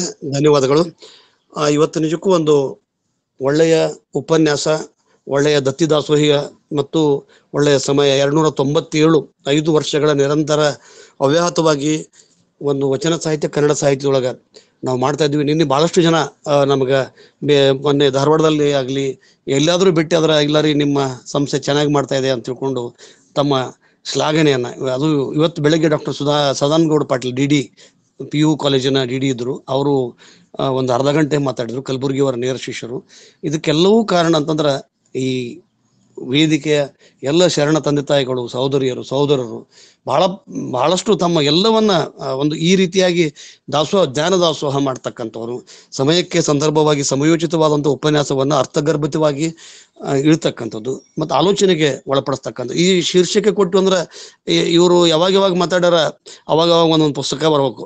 ಗದಗಿನ ಬಗ್ಗೆ ಮಾತಾಡಿದ್ರು, ಗದಗಿನ ಪರಿಸರದ ಬಗ್ಗೆ, ಶಿವಯೋಗ ಸಾಧಕರ ಬಗ್ಗೆ ಮಾತಾಡಿದಾಗ ಕನ್ನಡದ ರೈಸ್ ಅಂದ್ರೆ ಕನ್ನಡ ಸಾಹಿತ್ಯಕ್ಕೆ ಕ್ರೈಸ್ತರ ಕೊಡುಗೆ ಅಂತ ತಿಳ್ಕೊಂಡು ನಾವು ಎಲ್ಲ ಕಲೆಕ್ಟ್ ಮಾಡ್ತಾ ಇದೀವಿ. ಈಗ ಅಂದ್ರೆ ಕ್ರೈಸ್ತರು ಕನ್ನಡವನ್ನ ಎಷ್ಟು ಕೊಟ್ಟರು, ಅದ್ರಾಗ ವಿಶೇಷವಾಗಿ ಕಿಟ್ಟಲ್ ಆತನಿಗೆ ಬೈಗಳು ಬೇಕಾಗಿತ್ತು ಅಂತ ಹೋಗಿ ಕುದುರೆ ಹತ್ಕೊಂಡು ಹೋಗಿ ಮೆಣಸಿನಕಾಯಿ ಒಣ ಹಾಕಿದ್ ಎಷ್ಟು ಚಂದ ಹೇಳ್ಯಾರ ಅಂತಂದ್ರೆ ಅದನ್ನ ನಮ್ಮ ಕಣ್ಣು ಕಟ್ಟುವಂಗೆ ಹೇಳಿದ್ರು. ಅಂದ್ರೆ ಇವೆಲ್ಲವೂ ಕೂಡ್ಕೊಂಡು ನಮ್ಗೆ ಎಲ್ಲೋ ಒಂದು ಹಂತಕ್ಕೆ ಬಹುಶಃ ಒಂದು ಒಳ್ಳೆಯ ಆಲೋಚನಾ ಕ್ರಮವನ್ನ ಈ ರೀತಿಯಾಗಿ ನಾವು ತೋಡ್ಕೋಬೇಕು ಅಂತ ತಿಳ್ಕೊಂಡು ಅದಕ್ಕೆ ಅವರಿಗೆ ಅನಂತ ಧನ್ಯವಾದಗಳನ್ನ ನಾನು ವಚನ ಅಧ್ಯಯನ ವೇದಿಕೆ ಮತ್ತು ಅಕ್ಕನ ಅರಿವಿನ ಮೂಲಕ ಈ ಸಂದರ್ಭದಲ್ಲಿ ಹೇಳಲಿಕ್ಕೆ ಇಷ್ಟಪಡ್ತೇನೆ. ಆರಂಭದೊಳಗ ಕಾನಕೋಗಿಲೆ ನಯನ ಗಿರಿಗೌಡರು ತುಂಬಾ ಬಹಳ ಸೊಗಸಾಗಿ ವಚನ ಪ್ರಾರ್ಥನೆ ಮಾಡಿದರು. ಅವರಿಗೆ ನಾನು ಅನಂತ ಧನ್ಯವಾದಗಳನ್ನ ಹೇಳ್ತೇನೆ. ನಮ್ಮ ಈ ತಂಡದ ಬೆನ್ನೆಲುಬು ಮತ್ತು ತಾಂತ್ರಿಕ ಸಹಾಯವನ್ನು ಮಾಡ್ತಕ್ಕಂಥ ಡಾಕ್ಟರ್ ದಾನಮ್ಮ ಜಳಕಿ ಅವರು ಎಷ್ಟೋ ಬಿಜಿ ಇದ್ರು ಕೂಡ ಅದನ್ನ ಲ್ಯಾಪ್ಟಾಪು ಮತ್ತು ಅವನ್ನ ಡೊಂಗಲ್ ಹಿಡ್ಕೊಂಡು ಹೋಗಿ ಅಲ್ಲಿ ಆನ್ ಮಾಡ್ತಾರ. ಹೀಗಾಗಿ ಅವ್ರಿಗೂ ಕೂಡ ನಾನು ಅನಂತ ಧನ್ಯವಾದಗಳನ್ನು ಈ ಸಂದರ್ಭದಲ್ಲಿ ಹೇಳ್ತಾ ಇದ್ದೀನಿ. ನಮ್ಮ ತಂಡವೇ ಒಂದು ವೈಶಿಷ್ಟ್ಯಪೂರ್ಣವಾಗಿ ಇದರ ಗೌರಮ್ಮಕ್ಕ, ಶಾರದಮ್ಮ, ಸರಸ್ವತಿ ಮೇಡಮ್, ಒಂದು ಹಿರಿಯ ಅಕ್ಕಂದಿರೆಲ್ಲರೂ ಕೂಡ ನಮಗೆ ಮಾರ್ಗದರ್ಶನ ಮಾಡಿ ಹಿಂಗೆ ಮಾಡ್ಬೇಕು ಅಂತ ತಿಳ್ಕೊಂಡು ಹಲವಾರು ಯಾವುದಕ್ಕೂ ಹೆದರಬೇಡ್ರಿ ನೀವು ಮಾಡ್ರಿ ಅಂತಕ್ಕಂಥ ಒಂದು ವಿಚಾರವನ್ನು ಮಾಡ್ತಾ ಇದ್ದೇವೆ. ನಮ್ಮ ಅಕ್ಕನ ಅರಿವು ವಿಜಯಪುರದೊಳಗೆ ಇತ್ತೀಚೆಗೆ ಅಕ್ಕ ಮಹಾದೇವಿಯ ಬೆತ್ತಲೆ ಬಂದಿಲ್ಲ, ಅದನ್ನ ಮೂರ್ತಿ ತೆರವುಗೊಳಿಸ್ಬೇಕು ಅಂತ ಹೇಳಿ ಇಡೀ ಕರ್ನಾಟಕದ ಕಣ್ಣನ್ನು ತರಿಸ್ತು. ಆ ವಚನ ದರ್ಶನ ಪುಸ್ತಕವನ್ನು ವಿರೋಧ ಮಾಡಿತು. ಅಷ್ಟೇ ಅಲ್ಲ, ಶರಣಶಕ್ತಿ ಅಂತಕ್ಕಂಥ ಚಲನಚಿತ್ರವನ್ನು ಅಬ್ಬರವಾಗಿ ಸುದ್ದಿ ಮಾಡಿತು, ಅದು ಮೂಲಿ ಗುಂಪಾಯಿತು. ಇದು ಕಾರಣ ನಮ್ಮ ಪ್ರತಿಭಟನಾ ಗಟ್ಟಿ ಧ್ವನಿ ಮತ್ತು ತಮ್ಮೆಲ್ಲರ ಅಮೂಲ್ಯಾಗ್ರ ಸೇವೆ ಅಂತಂದ್ರೆ ತಪ್ಪಾಗ್ಲಿಕ್ಕಿಲ್ಲ. ಮತ್ತು ಅವರಿಗೆ ಮತ್ತು ಅತ್ಯಂತ ವಿಶೇಷವಾಗಿ ಇವತ್ತು ದಾಸೋಹವಿಟ್ಟಂತ ಕವಿತ್ರಿ, ವಿಮರ್ಶಕಿ, ಲೇಖಕಿ ಡಾಕ್ಟರ್ ನಿರ್ಮಲಾ ಭಟ್ಲ್ ತಮ್ಮ ತಂದೆ ತಾಯಿಗಳ ಬಗ್ಗೆ ಅತ್ಯಂತ ಭಾವುಕವಾಗಿ, ಇನ್ನೊಂದು ಸ್ವಲ್ಪ ಮಾತಾಡಿದ್ರೆ ಹತ್ತು ಬಿಡ್ತಿದ್ರೆ ಏನೋ ಅಷ್ಟು ಭಾವುಕವಾಗಿ ಹೇಳಿದರು. ಅವರ ತಂದೆ ತೀರ್ಕೊಂಡಾಗ ಅವ್ರ ತಾಯಿಯವ್ರನ್ನ ಒಂದು ರೂಮ್ನಾಗ ಇಟ್ಟಿದ್ರು. ಅವರೇ ಬರೆದಂತ ಒಂದು ಲೇಖನವನ್ನು ನೋಡಿದೆ. ಅವಾಗ ಇವರು ಪ್ರತಿಭಟಿಸಿದ್ರು, ಸಣ್ಣವರಿದ್ರು, ಯಾಕ ಈ ಕರ್ಮಠವನ್ನ ಬಿಟ್ಟು ಆಕಿ ನಮ್ಮ ತಾಯಿದೇನು ತಪ್ಪೈತೆ, ಅದ್ರಾಗ ಒಂದು ತಿಂಗಳು ಕತ್ತಲು ಕೊನೆಗೆ ಯಾಕೆ ಕೊಂಡಿರ್ಬೇಕು ಅಂತ ತಿಳ್ಕೊಂಡು ಹೊರ ಕರ್ಕೊಂಡು ಬಂದಂಥದ್ದು ಅವ್ರು ಹೇಳಿದಾಗ ನನಗೆ ಅವರ ಬಗ್ಗೆ ವಿಶೇಷವಾದಂಥ ಗೌರವ, ಅಭಿಮಾನ. ಅವ್ರಿಗೂ ಕೂಡ ಅವರ ತಂದೆ ತಾಯಿಗಳ ಬಗ್ಗೆ ದತ್ತಿ ಉಪನ್ಯಾಸ ಇಟ್ಟಿದ್ದಕ್ಕಾಗಿ ಅವರಿಗೆ ಭಕ್ತಿಪೂರ್ವಕ ಶರಣಾರ್ಥಿಗಳು. ಮತ್ತು ಈ ಸಂವಾದದೊಳಗೆ ಪಾಲ್ಗೊಂಡಂತ ಡಾಕ್ಟರ್ ಕಸ್ತೂರಿ ದಳವಾಯಿ ಇವರು ಶಿಷ್ಯಂದರು ಹೌದು, ಅವರ ಸಂಬಂಧಿಕರು ಹೌದು. ಸುಧಾ ಕೌಜ್ಗಿರಿ ಮೇಡಮ್ ಅವ್ರದ್ದು ಮತ್ತು ನಮ್ಮ ವೀಣಾ ಎಲ್ಗಾರ್ ಮೇಡಮ್ ಅವ್ರದ್ದು, ನಮ್ಮ ಡಾಕ್ಟರ್ ತಾರಾ ಮೇಡಮ್ ಅವರ ಶಿಷ್ಯಂದೆ ಮತ್ತು ಶಿಷ್ಯರನ್ನು ಮೀರಿಸ್ತಕ್ಕಂಥ ಒಂದು ಒಳ್ಳೆಯ ವಾಗ್ಮಿಯೂ ಕೂಡ ಆಗಿದ್ದಾರೆ. ಅವರಿಗೂ ಕೂಡ ನಾನು ಅನಂತ ಶರಣಾರ್ಥಿಗಳನ್ನ ಈ ಸಂದರ್ಭದಲ್ಲಿ ಹೇಳ್ತಾ, ಕೊನೆಗೆ ವಚನ ಮಂಗಳವನ್ನು ಮಾಡ್ತಕ್ಕಂಥ ಇನ್ನೊಬ್ಬ ಗಾನಕೋಗಿಲೆ, ಹಿರಿಯ ಕವಿಯಿತ್ರಿ, ಅಜು ಸದಸ್ಯೆ ವಿದ್ಯಾ ಮಗ್ದುಮ್ ಅವರಿಗೆ ಭಕ್ತಿಪೂರ್ವಕ ಶರಣಾರ್ಥಿಗಳನ್ನ ಹೇಳ್ತೇನೆ. ಈ ಒಂದು ಕಾರ್ಯಕ್ರಮಗಳು ಅವ್ಯಾಹತವಾಗಿ ಬಂದಿವೆ. ಈ ಕಾರ್ಯಕ್ರಮದ ವಚನ ಅಧ್ಯಯನ ವೇದಿಕೆ ಅಂತಕ್ಕಂಥ ಒಂದು ಯೂಟ್ಯೂಬ್ನಲ್ಲಿ ಎಲ್ಲ ಕಾರ್ಯಕ್ರಮಗಳನ್ನು ಅಪ್ಲೋಡ್ ಮಾಡ್ತೀವಿ. ತಾವು ಸಬ್ಸ್ಕ್ರೈಬ್ ಮಾಡಿ ತಮ್ಮ ಸ್ನೇಹಿತರನ್ನ ಬಂಧುಗಳನ್ನ ಈ ಕಾರ್ಯಕ್ರಮದೊಳಗೆ ಪಾಲ್ಗೊಳ್ಳಿ. ಸಮಾನ ಮನಸ್ಕರು ಇದ್ರೊಳಗೆ ಎಲ್ಲರೂ ಕೂಡ್ಕೊಂಡು ಪಾಲ್ಗೊಳ್ತಾರ. ಅದಕ್ಕೆ ತಮ್ಮೆಲ್ಲರಿಗೆ ಮತ್ತೊಮ್ಮೆ ನನ್ನ ಭಕ್ತಿಪೂರ್ವಕ ಶರಣಾರ್ಥಿಗಳನ್ನ ಹೇಳ್ತಾ ಕೊನೆಗೆ ವಿದ್ಯಾ ಮಗ್ದುಮ್ ಅವರು ವಚನ ಮಂಗಲ ಮಾಡಲಿ ಅಂತ ಅವ್ರು ಕೇಳ್ಕೊಂಡು. ಸರ್ವರಿಗೂ ಅನಂತ ಶರಣಾರ್ಥಿಗಳು. ಇಲ್ಲಿಯವರೆಗೆ ಅತ್ಯಂತ ಸುಂದರವಾದ ಸ್ಫುಟವಾದ ಸುಲಿದ ಬಾಳೆಹಣ್ಣಿನಂತಿದ್ದಂತಹ ಉಪನ್ಯಾಸವನ್ನು ನಾವು ಇವತ್ತು ಮೇಡಮ್ ಅವರಿಂದ ಕೇಳಿದೆವು. ತುಂಬಾ ಸಂತೋಷವಾಗಿದೆ. ಅಕ್ಕಮಾದೇವಿಯವರ ಒಂದು ವಚನವನ್ನು ನಾನು ವಚನ ಮಂಗಳ ಮಾಡ್ತೇನೆ. ಆ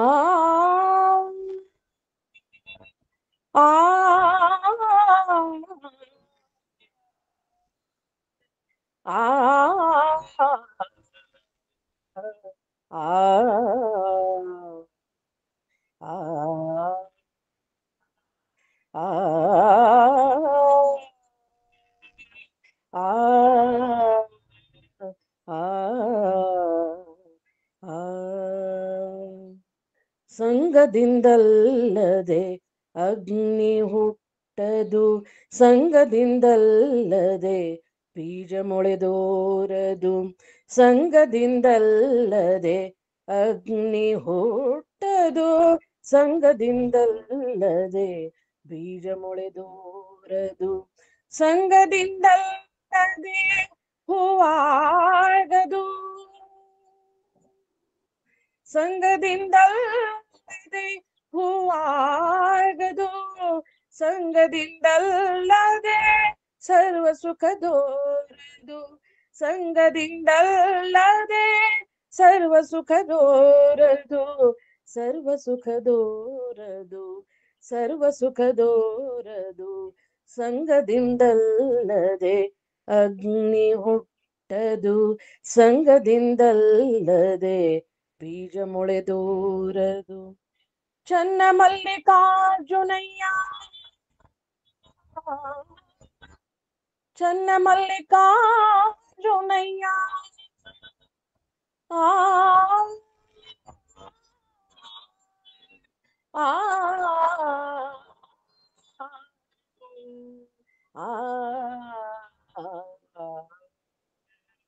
ಚನ್ನ ಮಲ್ಲಿಕಾರ್ಜುನಯ್ಯ, ಚನ್ನ ಮಲ್ಲಿಕಾರ್ಜುನಯ್ಯ,